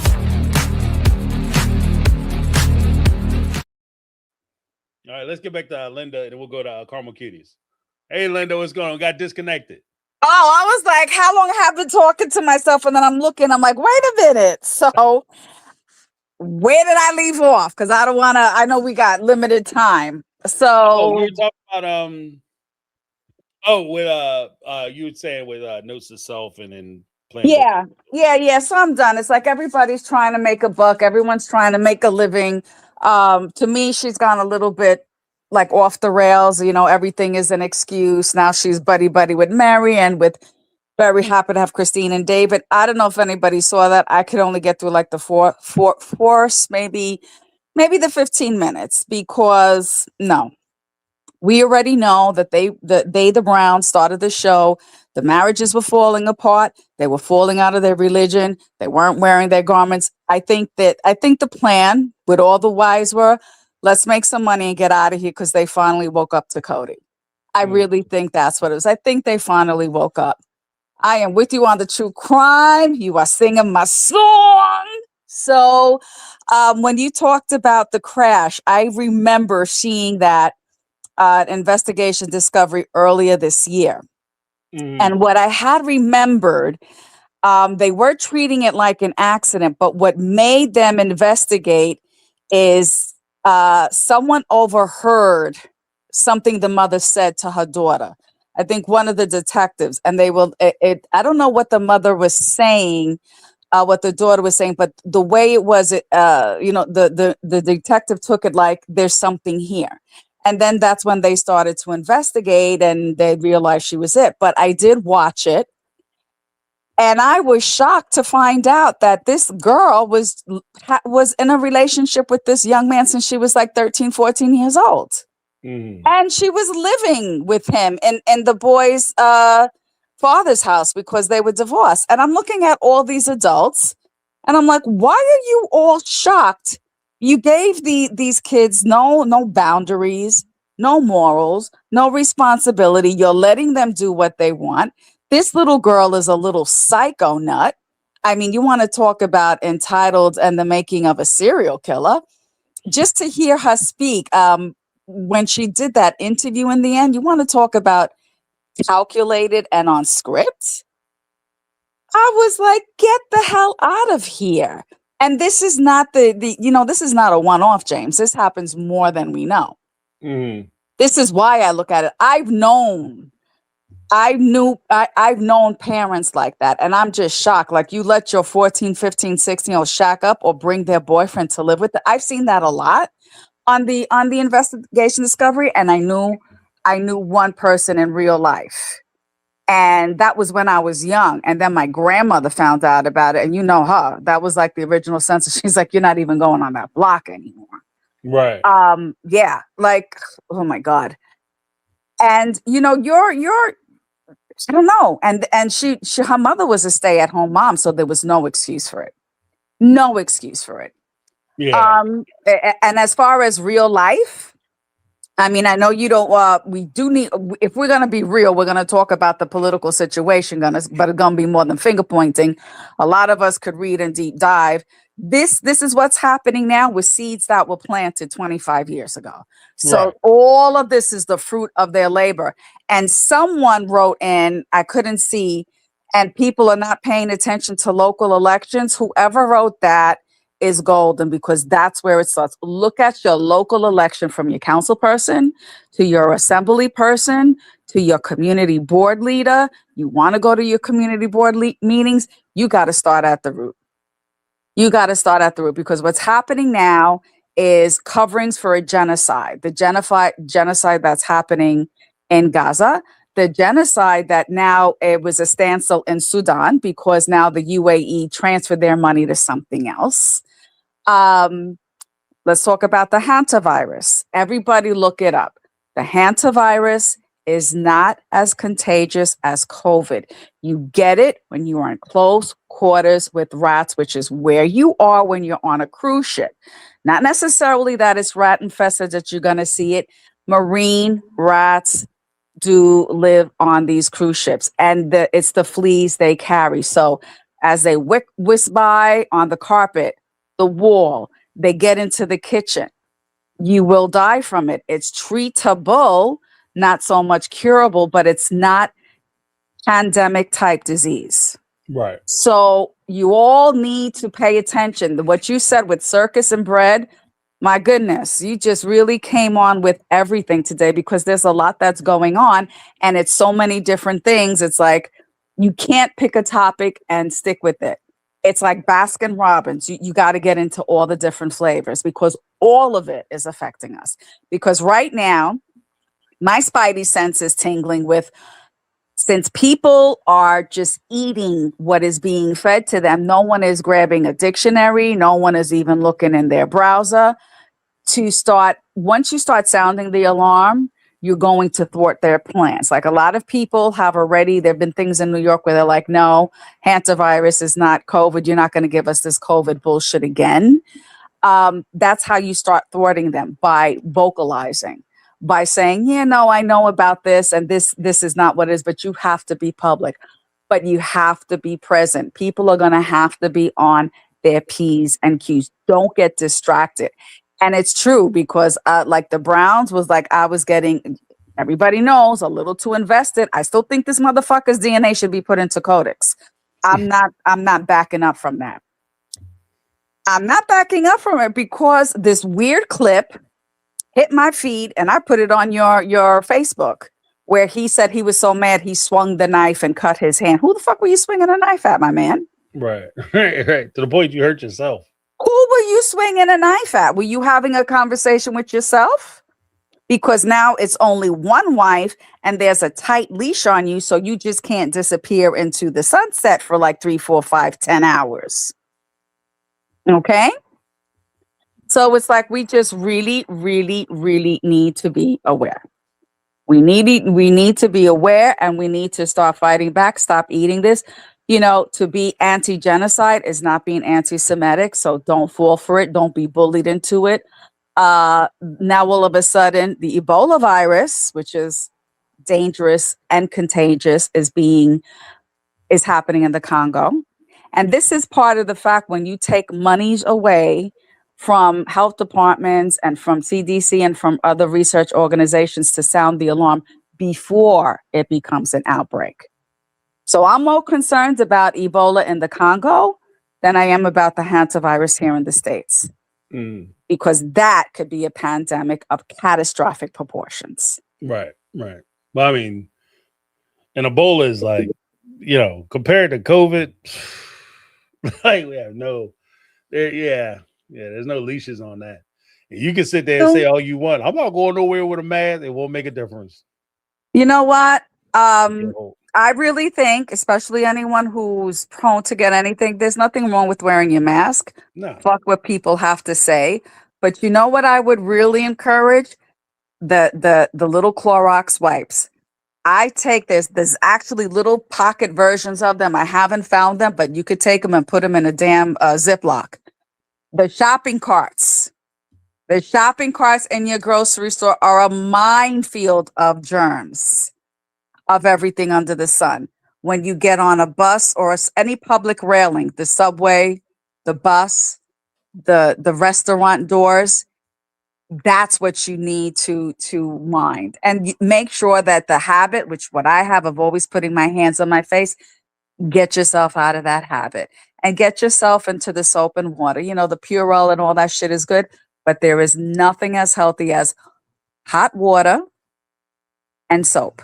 You know, as hot as you can. Don't burn your skin off. Don't cause a rash. But just that basic, that universal protocol of hygiene is going to help you. And take a mask. Yeah. Absolutely. Because people are nasty. People don't care. Someone could be on the bus with bronchitis. And if you're just a little bit delicate, it's going to be you. Right. And then, you know, that bronchitis could lead to pneumonia, which could lead to sepsis. This race car driver that died of sepsis, there was just something wrong there with his doctors, because there's just no reason on God's green earth in the United States of America where you have pneumonia that you're not going to be treated until your pneumonia is done and you develop sepsis. So someone dropped the ball there, whether it was the deceased or his primary care doctor. I don't care. But yes, things like that. I like the change. I'm gonna be with it. And we just really need to be aware. Let's just not get distracted. I never watched Platteville. That was enough. 90 Day Fiance. That stuff is just like, I'm not a prude, but that's just too nasty. Bachelor and all that shit. You want to meet someone is to meet someone. People are just you kissing and swapping. Get the fuck out of here on TV like it's okay. No, no, no, no, no, no, no. Then we wonder why we got 13-year-olds and 14-year-olds pregnant or having kids and trying to shack up together. Yeah, no. There's a time and a place for everything. But I did. So Carr from the FCC, he put something on Twitter. And every time he put something on X or Twitter, I answer him back, could you look at TLC? Yeah, that's the problem. No, the Democrats aren't the problem. It's TLC. But yeah, and another thing, it's look at what's happening. There is, it's more from one party than from another, but they're both jacked up because at the end of the day, they're all about making money. Like they could eat it and grow it and take it with them to their grave. So the goal is to make the United States what it used to be, at war, destroying people. And we have that 1%. And the foreigners coming in like Elon Musk and these other pendejo Murdoch that owns all of the media, the very, very rich and the super poor. I mean, they are slowly demolishing the middle class by slowly getting rid of unions, by slowly making things more and more expensive. Like you want to talk about expensive. I went to my local Korean Dega. I got bread, eggs, some yogurt, and I think, what else did I get? Maybe a couple of bananas. Why did I pay $35? Yeah. $35. You know what I'm saying? I constantly go to the supermarket. I'll pick up 5-6 things and walk out of there with a $50 to $70 bill. Okay, It's so it's like everybody needs to get, we all know how to read, we all know how to write, we're all educated in that respect. As long as you can read and write, you're good. And really start with the grassroots and start taking action. And listen, if we're going to be doing real life, then we do our little petitions, our little writing to our congressman, social work, senator. Did I say social work? Congressman, senator, and our representatives, and let them know what we're not with, what's not working for us. Because also sitting around and talking about it is good to get it off your chest. But if you're not going to do anything about it in terms of a quick email or a snail mail or a call, and I don't know who it was. I don't know if it was you, James, or someplace else where they said when you call their office, even if you leave a message, they pay more attention to that because for whatever reason, they think that is going to affect votes. I don't know where I heard it. I don't know who said it. It may have been you. I don't know who else I was talking to, but we just got to take action. Don't just sit there and say, oh, it is what it is, because right now the Constitution is toilet paper. It's getting demolished every day as we speak. The Bill of Rights is right behind it. It's just incredible. I hate using the word president because he doesn't deserve it. He appointed 4 representatives from these tech companies, from Palantir, Amazon, Meta, and something else, as was it chief lieutenants in the military, like they're right under general. If I find the article, I'm going to put it on our Facebook page. So it's just putting people to put them in there. We don't really have. So look at Hegseth. How the hell is he the secretary of the War Department? Excuse me. If anyone heard and did anyone hear the speech he gave at West Point? Look for the speech he gave at West Point. And he's just spouting racism. He's spouting division. He is spouting everything that is wrong with this country right now. So we just need to all wake the fuck up, be about it, do something about it, because we could sit around and talk and get it off our chest. But, if our little group, all it just takes is 2 or 3 to start a revolution, to start things going, start writing, start calling, start making your voice heard. You're going to be about the change. Because if not, us old folks, I really don't want to die and in this condition and leave the world like this for the rest of, the generation of my family. And it hits me even harder because my brother's baby shower was Saturday. He's waiting on his son. I have a brother 30 years younger than me. God willing, his son is born in July. And, I really don't want that. I really don't want them to grow up in a world where they are going to be less, seen as less, not given the opportunities that they deserve. Nope. So I'm happy with it. I'm with it. But you know what? We need to take action as well. So that's my story, and I'm sticking to it. All right, now, thank you for calling in. I appreciate it. I appreciate you. All right, keep the Bye, fire. y'all. Okay. All right, have a good one.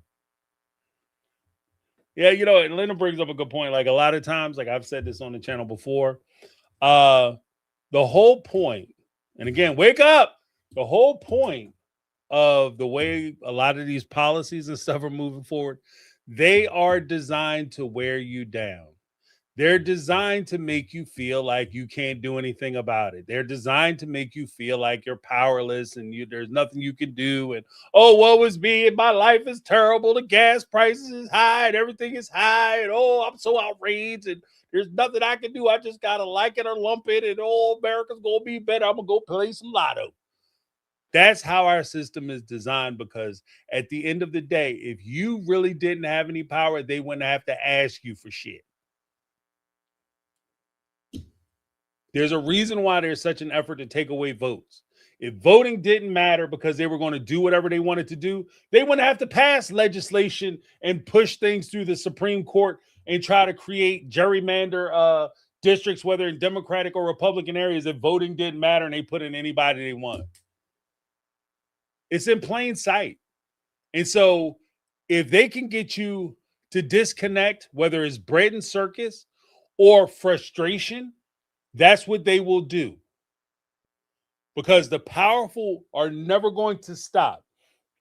And for people who think that, oh, all we got to do is change this one person in political office and things will go back to the way that they were, I am telling you now that we have to attack the entire system. The people that we're mad at are the people on payroll.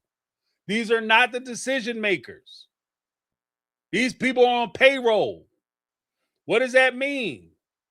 You ever notice that if, when the prices go up, I remember because I'm an old guy, I remember when in 2000, 20 years ago, 26 years ago now, 2000, I never forget, it was Al Gore running against George W. Bush in the 2000 election right after Bill Clinton left office. Gas was $1.63 a gallon. Regular gas was $1.63 a gallon.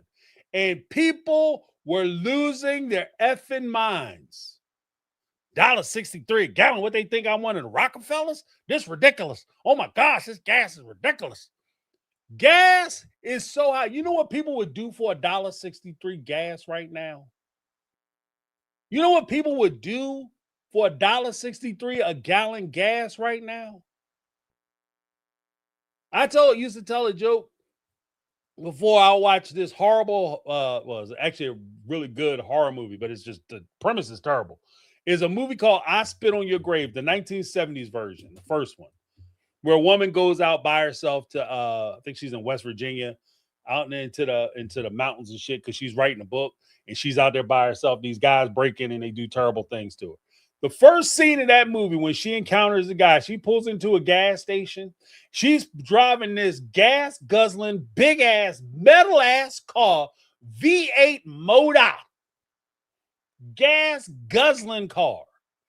Pulls into the gas station, says, fill it up. Now, clearly, she's been driving, like you see her driving down the road as the credits are rolling. She's driving up in the mountains and shit. Like, so it's not like she just left the gas station. She ain't just pull out the sheets, the Wawa, the Piggly Wiggly, the Exxon Mobil, the BP. She didn't just leave like the Super Center where they had the gas selling and she just topping off the tank. Her tank was damn empty. She said, fill it up. That thing was running so long. She went in the store. She went in the bathroom. She watched the guy play some baseball. The thing's like, ding, ding, ding. Gas still running. The man came out, filled the tank up. He said, it's going to be $5. Now we're at a point gas is $5 a gallon. Here's the secret to the sauce, y'all. Let me be the first one to tell you. When the prices go up, they don't come back down. They might come down a little bit. But once businesses figure out that you're willing to pay whatever crazy ass price they set, they leave the prices right where they are. So we complaining about like a $4 or $5 gallon gas. Gas is going to go down to $4 and we're going to be happy about it. Gas will get down to $3.50 and we'll be dancing in the streets. And you'll have politicians clapping their backs and celebrating themselves. I brought the gas prices down. They didn't bring shit down. It's just lower than it was yesterday. I'm just saying, like, we just got to be smart, people. That we got to pay attention. Because we're mad at the people. We mad at the wrong people. We outraged about the wrong things. And I'm gonna got to get my studio set. I got some planning and stuff to do after this is over because I want to start rolling out some of this content because I got a lot of shit to say. And I'm approaching stuff in a different way than what most people are used to. And hopefully you guys will enjoy that content. Like, share, subscribe, hype up the videos so that we can get the word out because I want to expand the conversation. I'm tired of having these freaking Facebook arguments where people just basically claim that they don't watch mainstream media, but every talking point and every conversation and everything that they talking about is exactly what it just so happens that all of my positions and all of my thoughts on a particular subject is exactly what they're talking about on MSNBC, CNN, Fox News, America First. It just had American News Network. It just happens to be everything they talking about point for point. But I don't watch none of that stuff. I do my own independent research. And 90% of your research is just watered down versions of the same content that they're pushing out. And all of it is meant to distract you and get you off the subject matter so you're not asking the real questions about real subjects. Why is there a problem? Why is this shit a bad idea? We can go in Iran. Why are we in Iran? Because they hate America. They hate our freedoms. That's not why we in Iran. That's not why Iran don't like us. It ain't got nothing to do with freedoms. Let me give you another hint, little nugget. We talk about Iran hating our freedoms, and that's why they go into war with us. Let's be honest. The same people who are sitting there saying they hate us for our freedoms are the same people who agree with the shit that they hate. Let me say that one more time. Iran don't like the fact that we have people, they say we super sex charged. Everything we have to do with sex and sexuality. We opened all this degradation and things that are against the Bible or things that are against the Quran and religious pretexts like gay marriage and all that other stuff. And the same people who will sit there and say that Iran hate us for our freedoms are people who oppose the same shit that these people oppose. Wake the fuck up. It's the same shit. Oh, you don't like gay people? Oh, you hate freedom. That's why you don't like our country. Well, the last election was decided based on trans issues. What? Because we were scared that a man might go into a bathroom and pee in the toilet next to a woman. What is it? Scary that to hear the water hitting the water from such a distance. The man standing up in the water, the water's hitting the other water, and that's too much for me. Stop it. Wake up. So we can talk about real things like that, but let's get to Caramel Cuties. I gotta give everybody an opportunity. Caramel Cuties, what's going on? Oh, hey, I see you on a roll. I clicked in at the right time too. How you feeling? How you doing? I'm all right. Blood pressure probably high as fuck, but yeah. It might be a little elevated, just a little bit. I guess I want to kind of piggyback off of some that my new proclaimed auntie said, Miss Linda. Um, yeah, y'all motherfuckers get out there and go vote, please, because Yeah. I've been in a training for the past, well, this week, and then I had like 3 days a couple weeks ago. And the training that I had to sit through is basically talking about what's about to be implemented here in California, but it's federally. So this is across the United States as a whole. But they focused specifically on the food stamp program and the changes that's about to occur. And the fact that we're about to have millions of children fucking hungry in this country is ridiculous. And it pisses me off to no fucking end.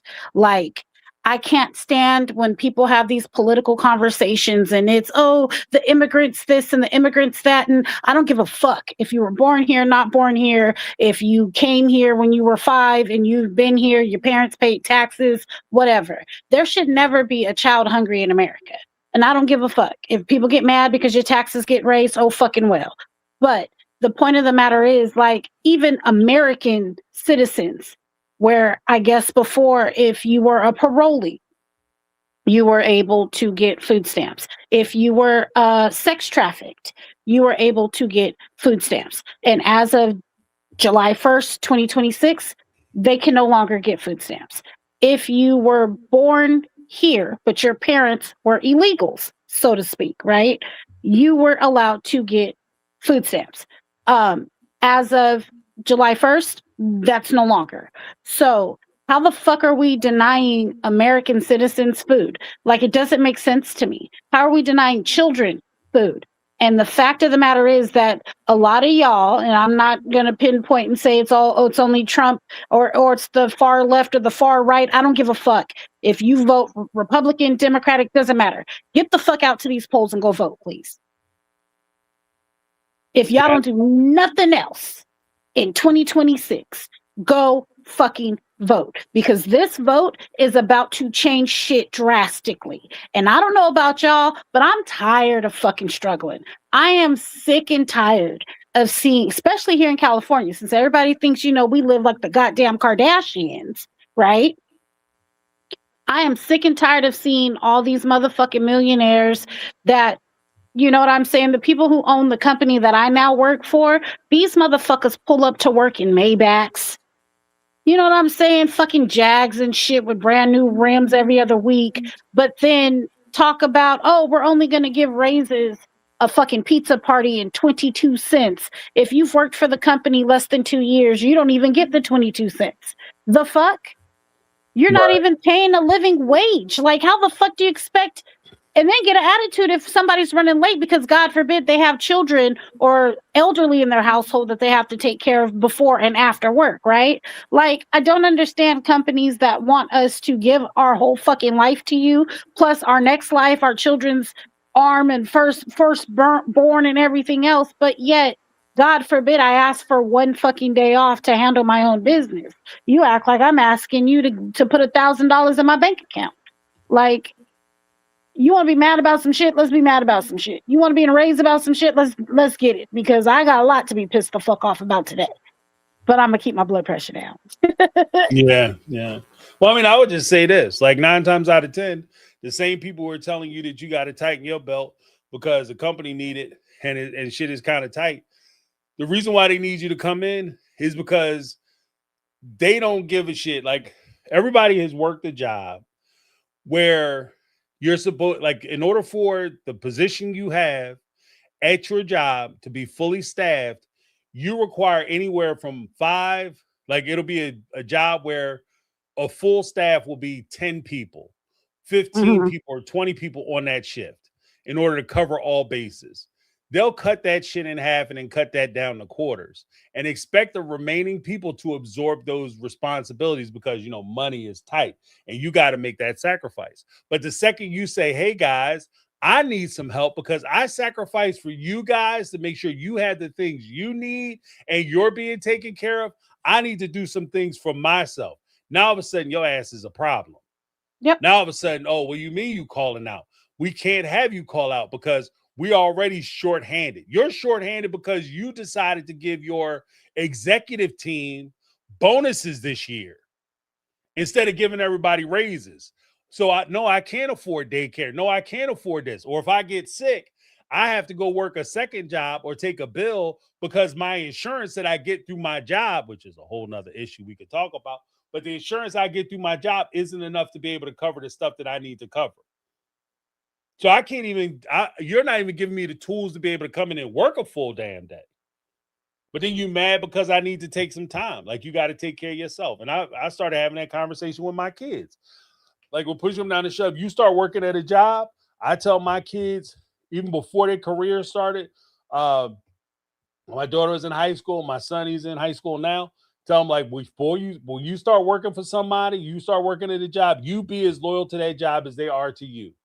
And I'm telling you right now, these jobs ain't loyal to your ass. So you make sure you taking care of you. If you work a job and you got to drive your car through 5 feet of snow in order to get there, please understand it. If you get in a car accident and you tear your car up on your way to work, they're not helping you fix your car. That part. You on your own. You know what I mean? They'll call you like crazy. You coming in? Right. You gonna take the chance? As soon as you call up, like, I was in a horrific car accident, I just lost my car. Do you guys think you can rent me a car? Or maybe you could send a cab out and I'll come into work. I'm glad to come into work, but you got to pay for me to get there. No, we don't do that. Right. You know what I mean? That part. Use on your own. I think I've adopted now an attitude of genuinely, I just don't give a fuck. Like, my mother had a conversation with me and she's like, well, if you're late and the policy for the job is if you're 1 minute late, it's just as bad as being like 1 hour late, right? Mm-hmm. But I'm through a temp agency. My temp agency tells me I got a 5-minute grace period and fuck what they talking about. So if I walk through the door at 8:01, I'm not late. But, you know, just to save face, I try to get there by 7:50, 7:55, right? So I don't hear nobody's mouth. It is what it is. I enjoy the paycheck that I'm getting, but at the end of the day, can I afford my bills on unemployment? Yeah, I can. So my attitude now with this position is I just don't give a fuck. So I'm not going to stress off of nothing y'all got going on, because the minute I start stressing, then my health is affected, and then I get sick and or end up in a hospital bed, they're going to have me replaced by the end of the week. So what's the point? So if I'm late, I don't give a fuck. I'm late. I walk in the door when I walk in the door. It is what it is. If they let me go, they let me go. That's on them. I don't care. And that's the attitude that I have. And my mom was like, well, are you sure you want to have that attitude? Like, you need to be employed. And you know what? I don't give a fuck. As long as I can pay my rent, my car note, and put some food on the table for these damn kids of mine, nothing else matters to me, because I've donated too much of my life in the past, I'll just say 3 years, to a job that, like you said, I had a whole ass tire blowout, could have lost my life, for these motherfuckers to act like they didn't give two shits if I came in or not, and fired me a day later. So yeah, I don't even give a fuck no more. I just don't. And that's the attitude that I think I'm going to carry on moving forward, because I just don't care. I feel like I've given too much of myself to a job that gave two shits if I was alive and well, healthy or not. You know what I'm saying? I even had a job one time cancel all our benefits in the middle of the month and didn't tell nobody. Mm. And it's only because I am a diabetic. And at the time I had to go have my retina, the eye exam that they give the diabetic patients once a year, and the foot exam. I got scheduled for my retina exam, get to the damn doctor's office, and they were like, oh, that's going to be a $1,200 charge. Whoa, what do you mean $1,200? Like, I have insurance. Yeah, and run my insurance. They were like, well, no, your policy has been canceled. The fuck? Since when? You know what I'm saying? So now I'm scrambling to go get health insurance when the company not once told us, like, hey, we're no longer contracted with this. I think it was like Blue Cross at the time. We're no longer contracted with them. We're going to reach out and give you guys a whole new health service or whatever. They just dropped everybody in the middle of the month. No notice. No, and just didn't give a fuck. Like, well, you'll figure it out. What? Right. Well, is that even legal? Like, who does that?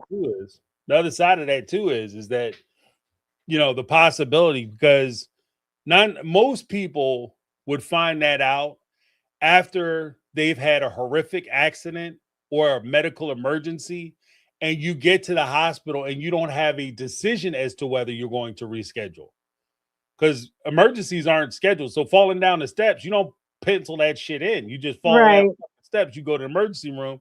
Now all of a sudden, because everybody and their mama talked to you, now you walking out of there with a $12,000 to $20,000 bill. You know Right. what I mean? And because you didn't have insurance when you came in, the insurance companies, depending on what state you live in and how your stuff works, they might not go back and cover Right. your medical expenses. So now that's just something you're gonna have to work out at your second or third job that you got to get, because you can't afford to pay. Your main job is barely taking care of your regular bills and your life and lifestyle. Now Right. you got additional shit that you got to do. So now you got to get 3-4 more jobs to try to take care of some bullshit. Like, it's crazy. No, this thing called life sucks. I'm not gonna lie. Like I want to say I'm trying to find the positive and focus on that, because it's too much negative in life right now, right? Every time you turn on the news, it's something negative. Every time, I don't know, shit. Now lately, it seems like anytime I turn on YouTube, it's something negative. So I try to find the positive in life and stick to that, just because if you dwell on the negative, then eventually that's just all you think about, all you talk about, and that's all you become. And so if I just focus on the positive, I won't slump back into a massive depression, right? Mm. But life fucking sucks. Life sucks. And I can remember the days I used to beg, cry, and plead. I couldn't wait to be grown. Fuck being grown. I hate being an adult. I hate being a responsible adult, right? I want to be the deadbeat parent. I want to be the person who just says fuck life and go live it to how I want to live it with no responsibilities attached.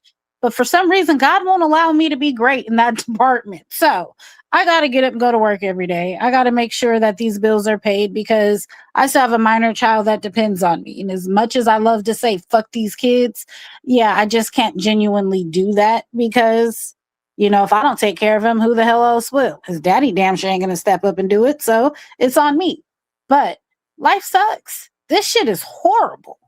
I got a friend who's pregnant for the first time at 40, and Mm. she's uber excited.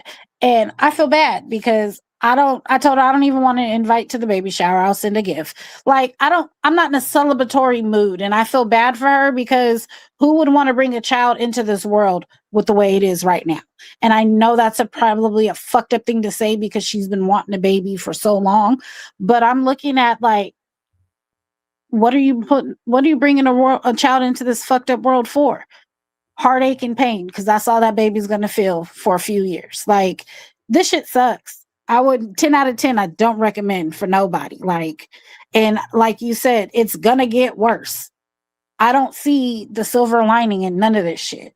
Like, we're going through 4 or 5 years of hell for it to just open up and be like, oh, well, now we're going to have a few years where it's great. I don't see it. I don't see it happening, unfortunately. Right. So Well, best thing I can do is try to plan for multiple streams of income, because working one job, living in California, is for the birds. You can't afford to do it here. Like, you got to have 4 or 5 substantial incomes just to survive. And that's not living.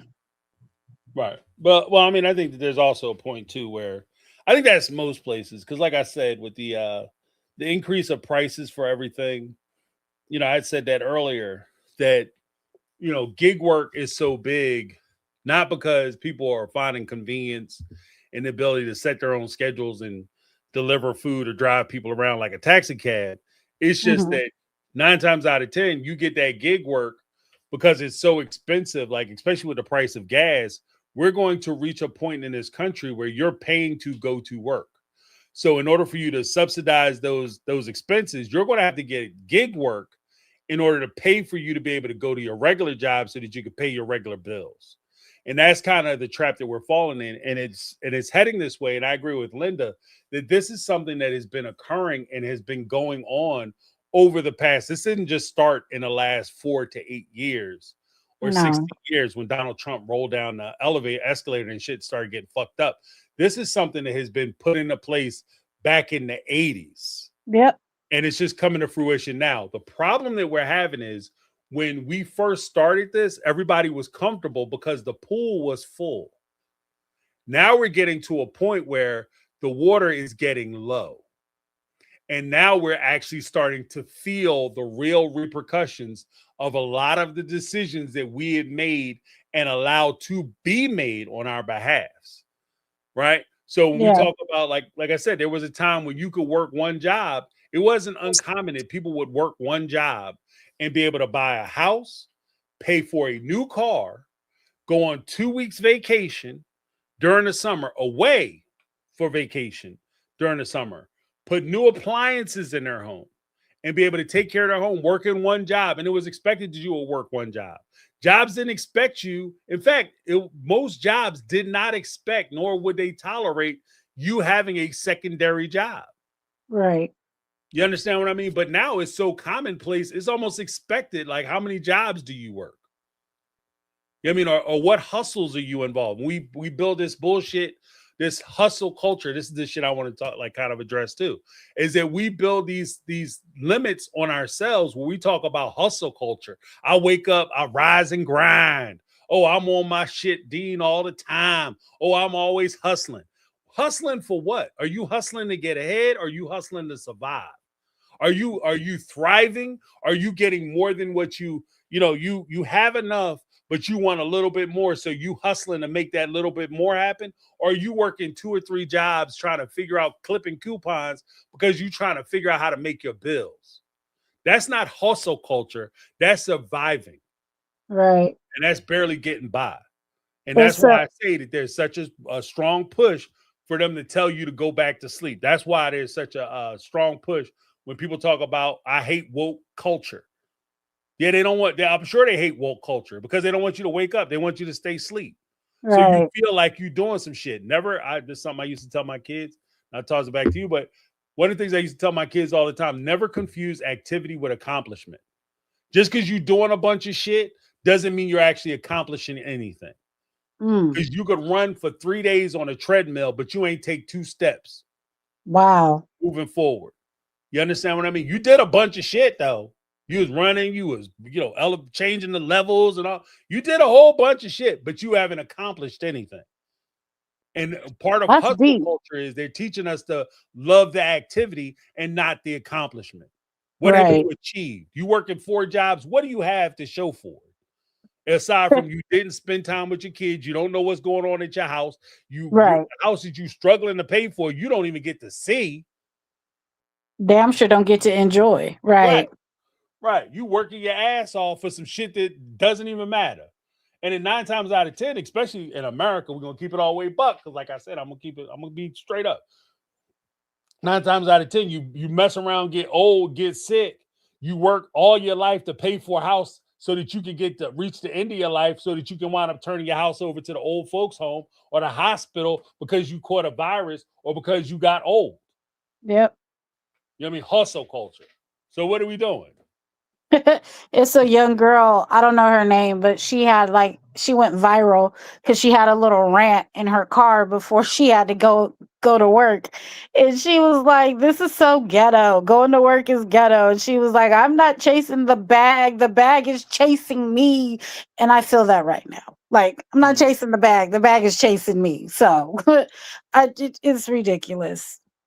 Right. But I did have some luck. I went down to see my mom and seen my niece who had her court date, and we went to the casino, and my mom was like, oh, we're just going to go for a couple hours, just check in or whatever. And I'm not a big gambler, never have been. I don't like wasting money, right? So I took $40 and I said, when I'm done with my 40, that's it. I'm gonna go find me a corner, take me a little nap, because I left work early, hit the airport in my scrubs, mind you, flew to Los Angeles, and then changed my clothes and hit the casino. So they gave you like $25 free play money or whatever at the casino. So I played the 25. I put 20 of my 40 in the machine, and I got ready to cash out, and something told me hit max bet, and I won $654 off of a $25 free play, right? Okay. So as soon as I won, I cashed out, grabbed my little paper, sat my ass in a corner for 2.5 hours and did not move. And my mother was shocked. She was like, "You're not gonna play nothing. You're not even gonna cash it in." I was like, "I'll cash it in when we leaving to head home." But no, I'm not. I'm done. My night's over. I paid my 40 and I'm done. Like, I don't play my winnings. That's how you lose your shit. Like, who the hell does that? No, thank you. I'm gonna go home with my 654 and be living it up nicely. Like, nah. Who the hell? Like, why the hell would I spend what I just won when I didn't have it to play to begin with? Like, make it make sense. So no, I cashed in. So I had a little bit of luck, you know. That's all But right. I mean, that's good news. And like I said, you get that money. If you the longer you sit there, this is why they design it. The longer you sit there, the more likely it is you're gonna give it right back to them and then some. no, sir, I did not. I held on to that damn ticket up until 20 minutes before we walked about that bitch. I cashed it in, took the cash, put it in my wallet, and hit the ATM as soon as we left the casino. I wasn't playing. Like, it just, I've never been a gambler. Like, for me, I don't like to waste money. And I feel like that's exactly what it is. You waste more than you actually win. So yeah, no, I ain't got that kind of attention span to sit there and just keep plumping in money into them goddamn slot machines just for them to keep taking my money. So I'll take my little earnings and, you know, treated myself to a meal in LA that I normally don't get when I'm at home. That's exactly what I did. And the rest of that just went to bills. But, you know, it felt good to win something for a time or two. You know, usually when people have what's that, like them not rallies, what are those things? Like raffles. I'm usually one who never wins. So felt good to finally win something. Right. Right. Well, take your money and run away. That's the whole secret. I paid a couple bills. You know, I got some gas money for the week, so I'm Right. good. Right. I'm good. Like I But I said, just the secret to gambling, if you go gamble, like if that's your shit, right? Gambling to me is like going to the nudie bar. You know, it's I get it, but I don't really see the thrill in it. But if the other thing is gambling, the only way to do that shit, if you want to spend $40 or $100 or whatever you got to spend, that's what you have. When you hit your limit, that's your evening out. Be done with it. Good, bad, or indifferent. Just be done with it. Don't sit there and try to get back. Or I was on a hot streak. I'm gonna make my money. I'm gonna just try to get back to where I was. Because even to tie it into something you had said earlier, the mentality that casinos use is the same mentality that jobs use against their employees. They try to get you to chase it. If they can ever get you to chase it, they got your ass. And that's how you sit there. You win your $500 or your $600 from them. And if I got 6, I can make it 12. And you start chasing that 12, then they're going to take that 5, 6 a little by little. Then all of a sudden, once they get that 5, 6, you're going to be like, you know what? I just want to get back that 5, 6 that I just gave them back, that I won and I gave back to them. If I get my 5, 6 back, I'm going to be good. And you chase that shit and you will give them another 5. So now instead of you giving them 500, you done gave them 1,000. When you work these jobs, the reason why jobs try to keep you unstable, they try to keep you shaky, they try to tell you that you fucking up when you're not fucking up and everything you're doing could lead to you getting fired, is because they want you to operate from a place of fear so that you're always chasing that job. The scariest thing for an employer is having an employee who is not afraid to lose their job. An employee who is saying like, okay, you telling me I got to show up on my day off or I got to work off the clock. I'm not doing that shit. They hate that. They want you so scared that if they tell you that you got to clock out and come back out and finish some work because this project has to be done, but we're not approving overtime. They want you so scared you're willing to work for free. Yeah, no. I mean? And if you're in that position where you're like, I'm not falling for the dumb shit, I ain't going for the banana in the tailpipe, you're scary to employers. Yep. And I don't give a fuck. And they know it because I walk in there with a smile every day. And they be like, are you scared they're going to tell your agency you can't come back no more? I don't give a fuck because the agency already said they're going to put me somewhere else anyways. They like me. So I don't give a fuck. I don't care. Right. I'm not working for free. You're not going to get me to clock in at 7:30, but I'm not paid to 8 o'clock no more. Like them days for me are over. If I'm coming to work and I leave on time and traffic gets me there 5 minutes late, guess what? I'm just 5 minutes late. I don't care. And you can't get me to care at this point. So. Yeah. Yeah. Maybe if it's the dream job that I really wanted, I might give a fuck. But because this is the job that it's just for the, it's a place filler at the moment. I don't care. So, and until I decide that I want to care, that's just the attitude I'm gonna take. Because I just genuinely just don't give a fuck no more. I'm grateful. I don't want people to think like, oh, she's ungrateful and this, that, and the third. I'm very grateful. I just refuse to give it any more energy than I need to. Right. And the longer I keep that mindset, I feel I won't let it affect me personally. I'm not taking home none of the issues that happen between 8 a.m. and 5 p.m. I go home happier. I don't give a fuck. Like if a coworker texts me, asking me questions, I don't respond till I'm walking in the door because it's my time and I don't care. So, yeah, no. I think it's working for me this way. Because the minute I start stressing and tripping off of stupid shit and dumb shit that happens at work, then next thing I know, my blood pressure's up. Doctors want to switch medication. Now I got to go through the whole rigmarole of what side effects does this medication have. I just ain't got time for none of that. So I kind of like living this carefree of I don't give a fuck. It just makes me feel like I'm a better person in the long run. So my kids say I've been happier at home, so it works for me. So I'm gonna keep it for a little while. Right. Well, I mean, it may be permanent for a little bit, so we'll see. Yeah. I mean, I tell my kids like the one thing, like even my son, like is he's starting to branch out and he's getting ready to move into the world. Like the whole thing is that you may have to work somewhere that you don't like. And that's fine. But like I said, you be loyal to them like they're loyal to you. And you keep in mind that you invest just as much in yourself as you do in those people. So if you can give them 8 hours, give yourself an hour, 2 hours to either rest, relax, recharge, increase your knowledge base, your experience, things that you want to pursue. Invest in yourself. I mean, and I think that's one of the things that employers rely on too. They rely on us not investing ourselves and putting time and energy into ourselves because they want us to put all time, energy, and effort into them and to stay distracted and discouraged when it comes time for us to invest in ourselves. Because one of the key things is if they can tear down your ability to recover from a problem or issue, you carrying that shit 3-4 days and you worried about everything. Then when the next thing happens and the next thing happens, it becomes a cascade of problems. If you have the ability to walk off the job, and as the guy said at one of my first positions, never forget it. He said that when shit, no matter what happens here, when you go home, can't see that shit from your house. You can't see it from your porch. Whatever problem you have at work, leave that shit at work, right? Because they don't pay you enough. You're not in the pay grade, and your salary doesn't rise to the level of you worrying about this shit when you're not getting paid. You know what I mean? You worry about it tomorrow when you show up and you could do something about it. Right. But worrying about it at home, all that do is fuck your home life up. That part definitely does. So I don't know. It just clicked. I'm not going to lie. I woke up one morning and, I don't know. When I first wake up and get my bearings, I'll sit up. Take me a minute to get out of bed, but I take that deep breath and say a quick prayer and be like, all right, what you got to do for the day to get motivated to get up and do. And in that moment of getting myself motivated, I just said, God, you know what? And I talk to God like I talk to everybody else. I don't give a fuck no more.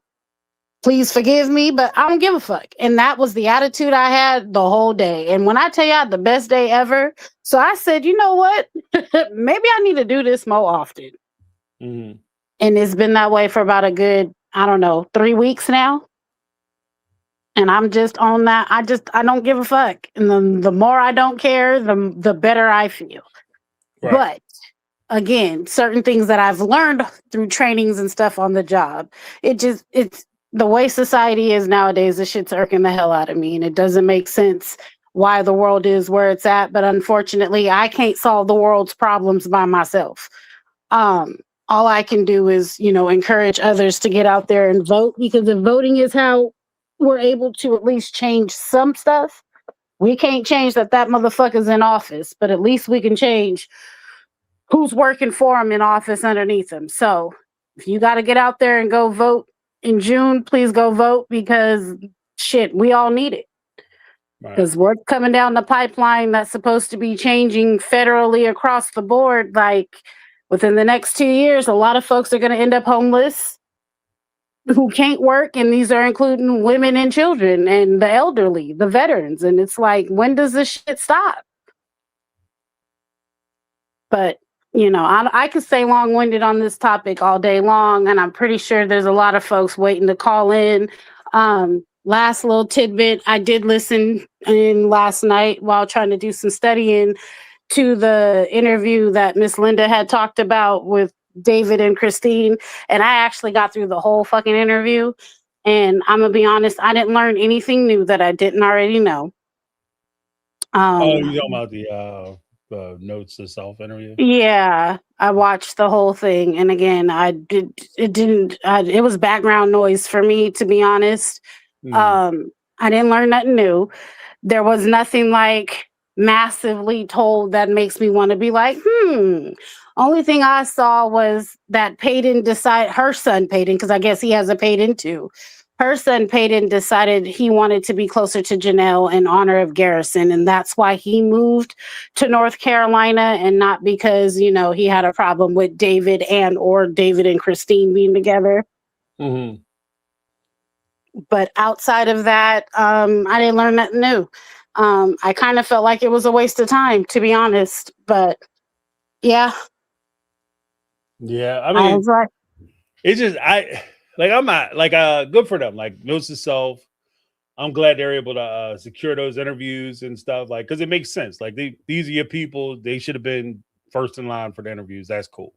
right. But I just like, if I'm gonna be honest, I'm not really interested. You know what I mean? Like, I don't be a dick about it, but it's just like, I don't really care. Like, okay, you guys, like Christine, you're happy with David. That's awesome that you're happy. You're moved on. You're past Cody. You know what I mean? Live your life, girl. Do your thing. Blow your life up. You know, all the well wishes to you. But when it comes down to it, there's nothing really for me to talk about when it comes down to, like, you know what I mean? Yeah. Like I didn't see the purpose of it, honestly. But other than the fact of just saying that, hey, we interviewed Christine for the sake of interviewing Christine, I purposely didn't see what the point of it was. But okay, that's fine. Whatever. I don't know. I kind of feel like at this point, the season, I guess, will carry on, but there's no interest anymore in it. So I don't see what's the purpose. Like, I don't know. Now, if she were to interview Robin, I might be interested in listening in. But I just felt like that was one of those things where I was like, oh, is this new? I'll turn it on. But I didn't learn nothing. Was nothing new, nothing said that made me remotely be like, wow, I didn't know that. Well, because even that is like, just understanding, like, because we've been following the show for so long, we understand the dynamics of anybody, not just Notes to Self, but anybody, Pop Psych, whoever. Sarah from Reality Squad. If anybody secures an interview with Robin or Cody, you 100% know that interview is going to be the bullshit. Because neither one of them is going to sign up for you to ask a real fucking question. That part. You know what I mean? They will never tolerate it. They will cancel that interview. I'm out of here. Robin, what's it like to bust a family up? That's it. You know what I'm saying? They'll rip them damn mics out the wall so quick it'll be ridiculous. So there's no point in me watching it because I know you're not going to ask nothing. And I'm not going to watch a Glaze video where you just sitting there, spanking each other off for an hour and talk about how great you are and how we all need to understand your perspective on why you get to come in there and do what you did to a whole family. Right. And try to find justification in it. So no, I'm not signing up for this. So I can be frustrated for the day. No, I'm good. I got enough shit, like you said. I got enough shit in my personal life to be frustrated about. I don't need to add more shit. That part. To be mad about. You know what I mean? That part right there. I don't know. I guess people got to keep their channels going. They got to be able to pay their bills, so to speak. So I could see why the interview was scheduled. What I can't understand, again, is it's not like it's something spectacular going on in their lives where it was like, oh, let's talk about this or let's talk about that. So I personally didn't see the point. But again, I get it. Like, I don't know. I don't get it, but I'm going to say I get it just for the hell of it. Just trying to be polite. I got you. Is that what it is? Yeah. Because I found myself saying it more and more, but like, I don't want to be an asshole. I don't want to be a dick. But you know what? I just got to the point where it's like, you know what? I'm old now. I'm fresh out to give a damn. So I'm just gonna say it the way it is.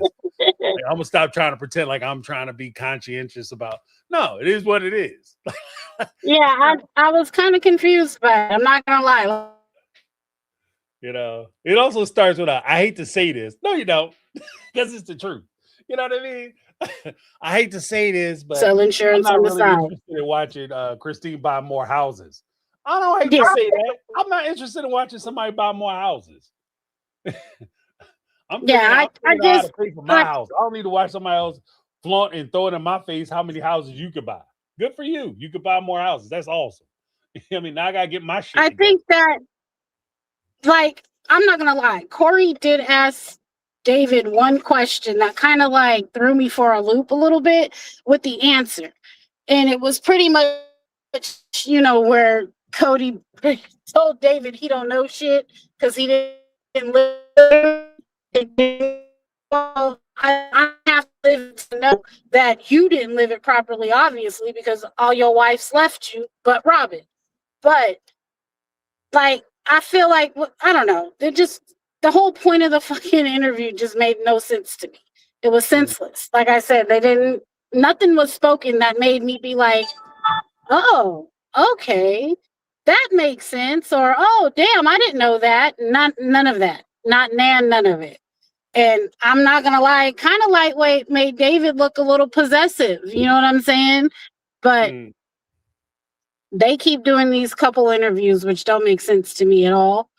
But I guess, Christine can't do an interview by herself unless David's next to her. But I don't feel like David has much to add to the conversation that makes it any better and or worse. But hey, y'all do you.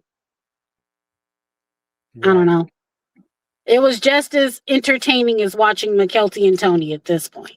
And I like Christine. So that's a lot for me to say. Because she was and has always been my favorite of the sister wives. You know what I'm saying? And so for me to even be like, it was, says a lot. But right. It is what it is. I just feel at this point, I think the show has pretty much come to an end. And I never thought I would be the one to say, like, I could possibly care less if they do another season. If they do, will I watch it? Well, yeah, of course. Because I don't have shit else going on outside of work and my kids anyways. And reality TV is my slight getaway, right? That's my getaway from my own reality. But I don't see what else season 21 could be at this point, because there's not much of shit left. You know what I mean? Right. Well, there's nothing there. The only thing they can do is TLC it, because there's nothing real that would come from it. Because in a real situation, nobody is signing up to go somewhere with their ex. Like, I would never go on vacation with an ex of mine, nor would I go on a vacation with my wife's ex. You understand what I mean? Like, I beg to differ. I actually went on a vacation with my ex and his now wife. And it was my fucking birthday weekend for the sake of my daughter. But do y'all get along? Hell no, we don't get along at all. Whatsoever. I can't stand that bastard and he can't stand me. But the only thing we tried to do was be cordial for the sake of our child. I pretty much ignored him and her the whole fucking weekend. I stayed in my own room. The most that we did was all the kids would be at the pool at one time. We'd go to eat breakfast in the water park. We hit at the same time. That was pretty much it. But I mean, for the sake of your children, I could see why, exes would go on vacation together, but I don't see like them going on a trip to Moab and none of the kids are there. That wouldn't make sense. Right. Well, you got to get it together so that way you guys can be united in front of the kid. Like I don't know. I just don't. Right. I don't see it. I mean, in I their don't case, see it. the only kid that they would probably need to get it together for would be Truly. But Cody ain't seen Truly to begin with. So what would be the point? Right. I don't see none of the adult kids running up to be like, yeah, let's go on a vacation with Dad, Robin, you and David so that we can all just get along to get along. I don't see that happening. But, to each his own. I know some families that once the parents split up and it's, mom remarries, dad remarries, and they're able to hang out cordially at birthday parties, weddings, and whatever else.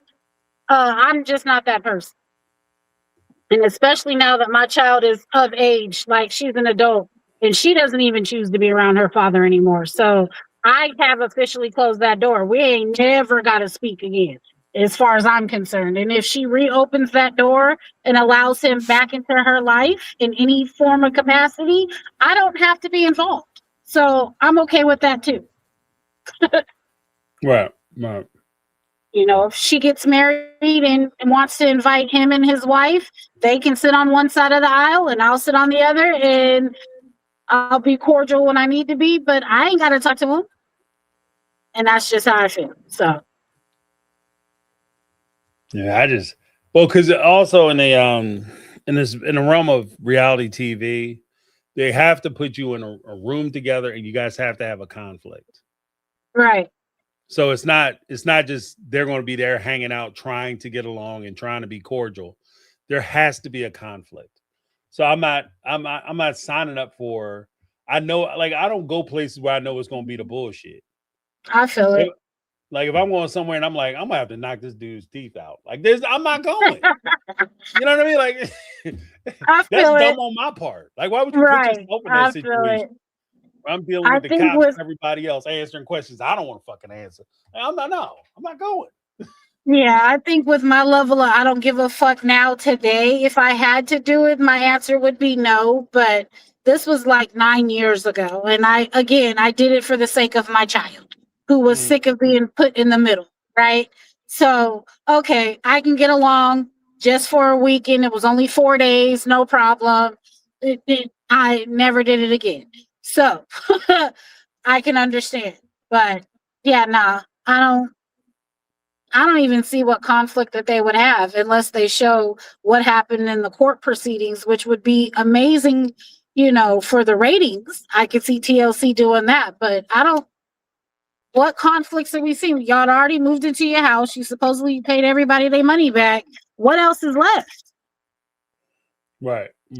Well, even then you just look like, because if the wives sign up to do it, they just look bitter. Yeah. You know what I mean? Because now all of a sudden, now you coming down on me about money. Why don't you go worry about David or whatever the hell? Right. Right. Or, whoever Christine or Janelle and Mary messing with. You just set yourself up to be in a bad situation. I say just leave it alone. Like you move past the dude for a reason. He's not in your life. Right. You know what I mean? He's a clown ass dude. You can talk shit about him, but talk shit about him at your house. Not in front of the cameras anymore.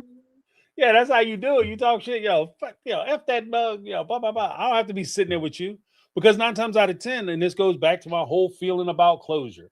I hear people kind of echo it now, but as far as I know, I was the first one to say it. Like, I don't give a shit about closure because closure ain't real. You go there and say what you want to say and think you're going to yell and bark somebody out and get some shit off your chest. They either not going to care what you're talking about. You're not going to get the response you're looking for. Or they're going to say something that's like totally unscripted off the fucking topic that's going to throw you for a damn loop and it's going to give you another reason to have closure. Because it's not going to work out the way you want. You're not going to hear them say, oh, you're right. I was an asshole. I messed the relationship up. I need to do better. You're not going to admit that. Cody's never going to give that to these women. Nope. You know what I mean? So I'm not even looking forward to it. So no. The only thing I said I'd look forward to is if he genuinely did an apology tour with the kids. But you and I both know that would just be for pure entertainment purposes only, and he wouldn't mean it. So what would be the point? Right. And as a child of a father who didn't give two shits to mend a relationship before he passed away.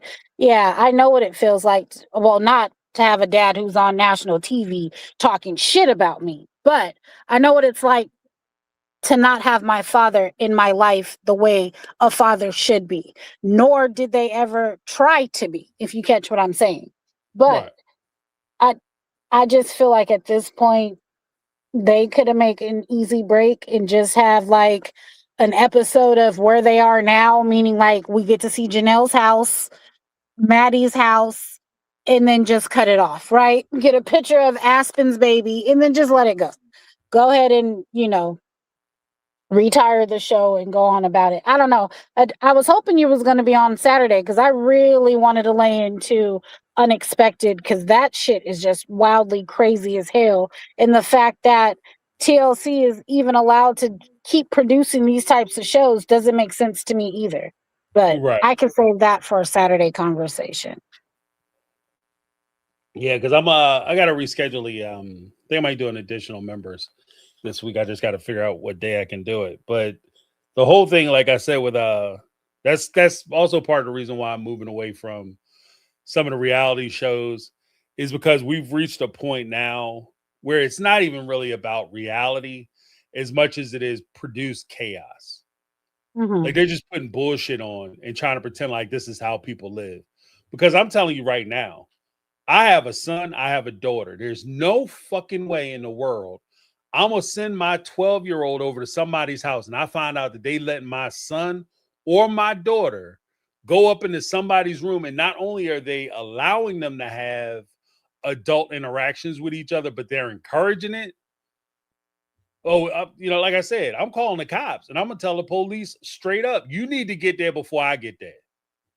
Because if not, if I get there first, bring plenty of tape and plenty of chalk. Because there's gonna Right. be smoke in the city. Because there's no way. Because like I said, we could talk all day about polygamy. We could talk all day about the AUB, FLDS, the Kingston group, and all them, and pretend like it just happens there. But the fact that you have like parents who have nothing to do with polygamy and none of that bullshit, and you sitting there with a 12-year-old, that is just as bad as PDFs. That's Yeah. PDFs shit. You got a 12-year-old and a 13-year-old having those type of relationships in your house. That's PDF shit. You know what I mean? As far as I'm concerned. Yeah. That shit is crazy to me. Like, don't get me wrong. I come from lineage. Like, my grandmother had my mother at 14, Right. and she turned 15 3 months later. But the point of the matter is, my mother's biological father used to be my great grandmother's boyfriend. You know what I'm saying? And he Mm. was damn near in his 30s, or mid 30s, I should say, at the time my grandmother got pregnant. But, the people will be like, that was just olden times. It was normal for a 16-year-old girl in the South to already be married with two kids by the time she hit her 18th birthday. And my grandmother was a child. She was a baby having a baby. And the fact of the matter is that motherfucker never spent one day in jail for getting her pregnant. I asked my great grandma before, like, why the fuck didn't you press charges? Why wasn't he in jail? Like, that shit is ridiculous. Well, that's just what happens back then. Nobody would prosecute. They wouldn't even believe her if I took. What you mean no one believe her? Look at her belly. She's pregnant. What's not to Well, believe? I You would know what take I it a mean? step further though. Because I would take it from the perspective of, okay, people might have been messing around, 12, 13, 14, 15 years old. You can't control what people are doing. If they decide that they want to go to the bathroom or under the bleachers or whatever the case may be, they're going to do what they're going to do. Right? You Right. might not be able to control it, but what you can do is control what happens in your house. There's a That big part. difference between somebody going over to sneaking over little Johnny's house and crawling through the window versus walking in through the front door and you basically tell them, oh, where's Susan at? Oh, she in the shower. You need to go and keep her company. There's a big difference. And that's what they was doing on Unexpected. Oh, I know. I know. The fact of the matter is she had a C-section and was still doing a nasty 4 days later. Post Right. C-section is utterly fucking ridiculous. Well, And even the fact that before that, they was talking about she was talking about getting backdoor blasted because they was trying to prevent pregnancy. Who the hell sitting there talking about taking a dirt road with your parents? on TV on the Yeah, couch and everybody's I'm sniggling and I'm giggling. 44 and have never had that conversation with my parents without a Right. camera around. So yeah, no, dog, not doing that at all. And the fact that they laughed at it, like, and Right. I had to think, like, how much of this is really production? Like, maybe to be funny if Bella says it this way or Bella says this, or how much of that was genuinely them. I don't take it that all of that was production, and I don't take it that all of it was just the kids. But either way, as the adult in the situation, my son is 16. Ain't no way in fuck would I sit on a couch being filmed while he's joking about going in his girlfriend's back end, and I don't say nothing. I don't even Right. flinch, make a face. Like, you got me all the way fucked. Would never. And there's not many situations where I'll say it would never be me, James. It would never be me. They would have to stop filming right then and there because I'm fucking up the whole set, including my son. Like, Right. who was you Well, I mean, playing just the with, fact right? that even if we try to pretend like, oh, this is just something that maybe production put into place, that I get you might do some things or say some things for a TV show or whatever the case may be. But I am not, there's a difference between me going up because I've been offered certain jobs or whatever, and I've turned down certain jobs because they've asked me to do things that I don't think represent me, right? And who I Mm, am. Like there are plenty of people, and even what I've explained is there are plenty of people who are this way or these types of people. You don't need me to pretend to be this person because there are people like this, and they can do this thing, right? And they can do a right. better job at it than me because they lived a life, and it'll be partly real for them. But what I'm not going to do is pretend like this is actually me and this is how I carry and conduct myself. Mm-hmm. You know what I mean? So if somebody sat there and said, "Yeah, James, we need to boost the ratings, so I want you to sit there with your daughter and pretend like you sexually attracted to her," I'm cleaning that place out. You That understand what I part. mean? I'm cleaning that place out. We're not going to sit here and pretend like Mhm. I'm not going to present myself that way, nor would I allow my child to be presented that way. Because people look at this and we may look at it and say, yeah, this could be done for production. But there are people who take this shit for real. There are people who watch fake ass movies and think that, they think that Anthony Hopkins is Hannibal Lecter and shit. You know what I mean? People Yeah. watch like legitly fake fictional movies and think that those characters are real. Be cussing people out from like Days of Our Lives and As the World Turns, going and cussing people out for cheating on their wife and shit. And we're all actors. This is a story. And you got to Right. explain that on a reality show. There's no way I'm putting my kids out there so they go through the rest of their lives as the person who's doing this. So And no, I I'm not remember like, that what are we the doing? actor from Power, is it the Tariq St. Patrick? I don't know his real name. Mm, He said he'll be seeing people out and about that like are ready to fight him. And he'd have to tell them, like, you realize I'm playing a character on a TV show, right? That I'm right, not him. Like, Tariq's not real. Like, right. but the fact that people really be pissed off at his character and who he plays to the point where they're ready to fight him in real life. Yeah, like just slow it down, Playboy. Like, you know, Like, that ain't even me. Like, I have to say that line that way or whatever. But right. It's a story. right. But people take shit.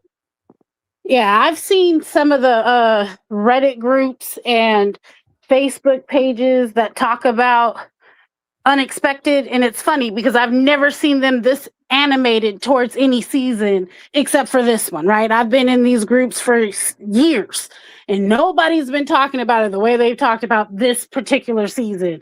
I'm like, yeah, I don't see how charges haven't been spun up yet, but I do know that, the little boy's dad, well, shit, there's also more than just the 12-year-old. Shit, even the one where he admitted that he put hands on her, and the fact that they still film this little boy, you know what I'm saying? Even though he's 18, but it's been some domestic issues, and he's still able to film. Like, I don't know. TLC just pisses me off as a whole. I'm not going to lie.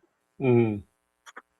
And the fact of the matter is that I guess because, certain things bring in ratings, they continue to film these different types of things, but we all keep investing by watching the shit. So if we all collectively as a whole stopped watching it, they'd stop producing it because it wouldn't have any views. They wouldn't make any money off of it. Right. But you know, that's if a it don't bigger make problem. dollars, it don't make sense. So Right.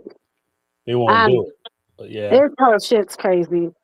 But I just got the little boy home. He wants to talk to me about his day at school. So I got to go do my mommy duties now. So All right, sweet thing. I'll see you back in the comments. All right, have a good one. Thanks for You calling too. in. Yeah, guys. Like, look, you know, and like I said, I'm not mad at anybody. Like I'm happy for folks getting these interviews. I'm happy for people expanding their platform. Hopefully it's fruitful. It's just that a lot of the Sister Wives stuff, like I said, I'll still talk about Sister Wives. It'll be on my Take on Reality live. So I'm gonna do it more in the form of live streams because I just don't think it's at a point now where I can do pre-produced or production videos on it, and I'd rather give you guys an opportunity to respond to it. And I do that on the My Take on Reality live. That'll primarily be that type of content. But like, yeah, I'm like I said, that they need to move on. I'm at the point now where I need to move on. You know, I'm gonna have to use the option that I said that these ladies should have used years ago. Like, I got to look at where I am and what I'm trying to accomplish and what I'm trying to do. And I gotta, you know, make good choices for what I'm trying to do, my peace of mind and where I'm at. And the Brown family, God bless them. From what I understand, I think that they're going to do a trip this year. Like I was looking at some of the promo materials that they've been trying to edge out from TLC. It looks like they might be doing a trip where they're going to talk about, you know, recreating the bonds or whatever the hell. I don't give a shit about them recreating bonds. You know what I mean? Because I'm not a big fan of re-injuring yourself or keep putting yourself in a position where you allow yourself to be injured by somebody based on the fact that you guys had a previous relationship. Me having a relationship with somebody does not entitle them with the ability to be able to treat me any old kind of damn way they want. And that's where I'm at with it. But I'm going to leave it there, guys, because we're rocking almost 3 hours on this. But I'm going to leave it right there. Hopefully everybody had a good time. If you guys are interested in doing an additional members, hit me up in the send me an email at my take on reality questions at gmail.com and let me know if you're interested in doing it. If not, we'll just schedule it for Saturday per usual. Either way, we'll still do the Saturday, but it'll just be an additional one. But yeah, thank you guys so much for hanging out with me. Sorry I brought the heat this fine Tuesday evening. Hopefully everybody had a good time. That's my take. I'm James, and this has been My Take on Reality, and I'm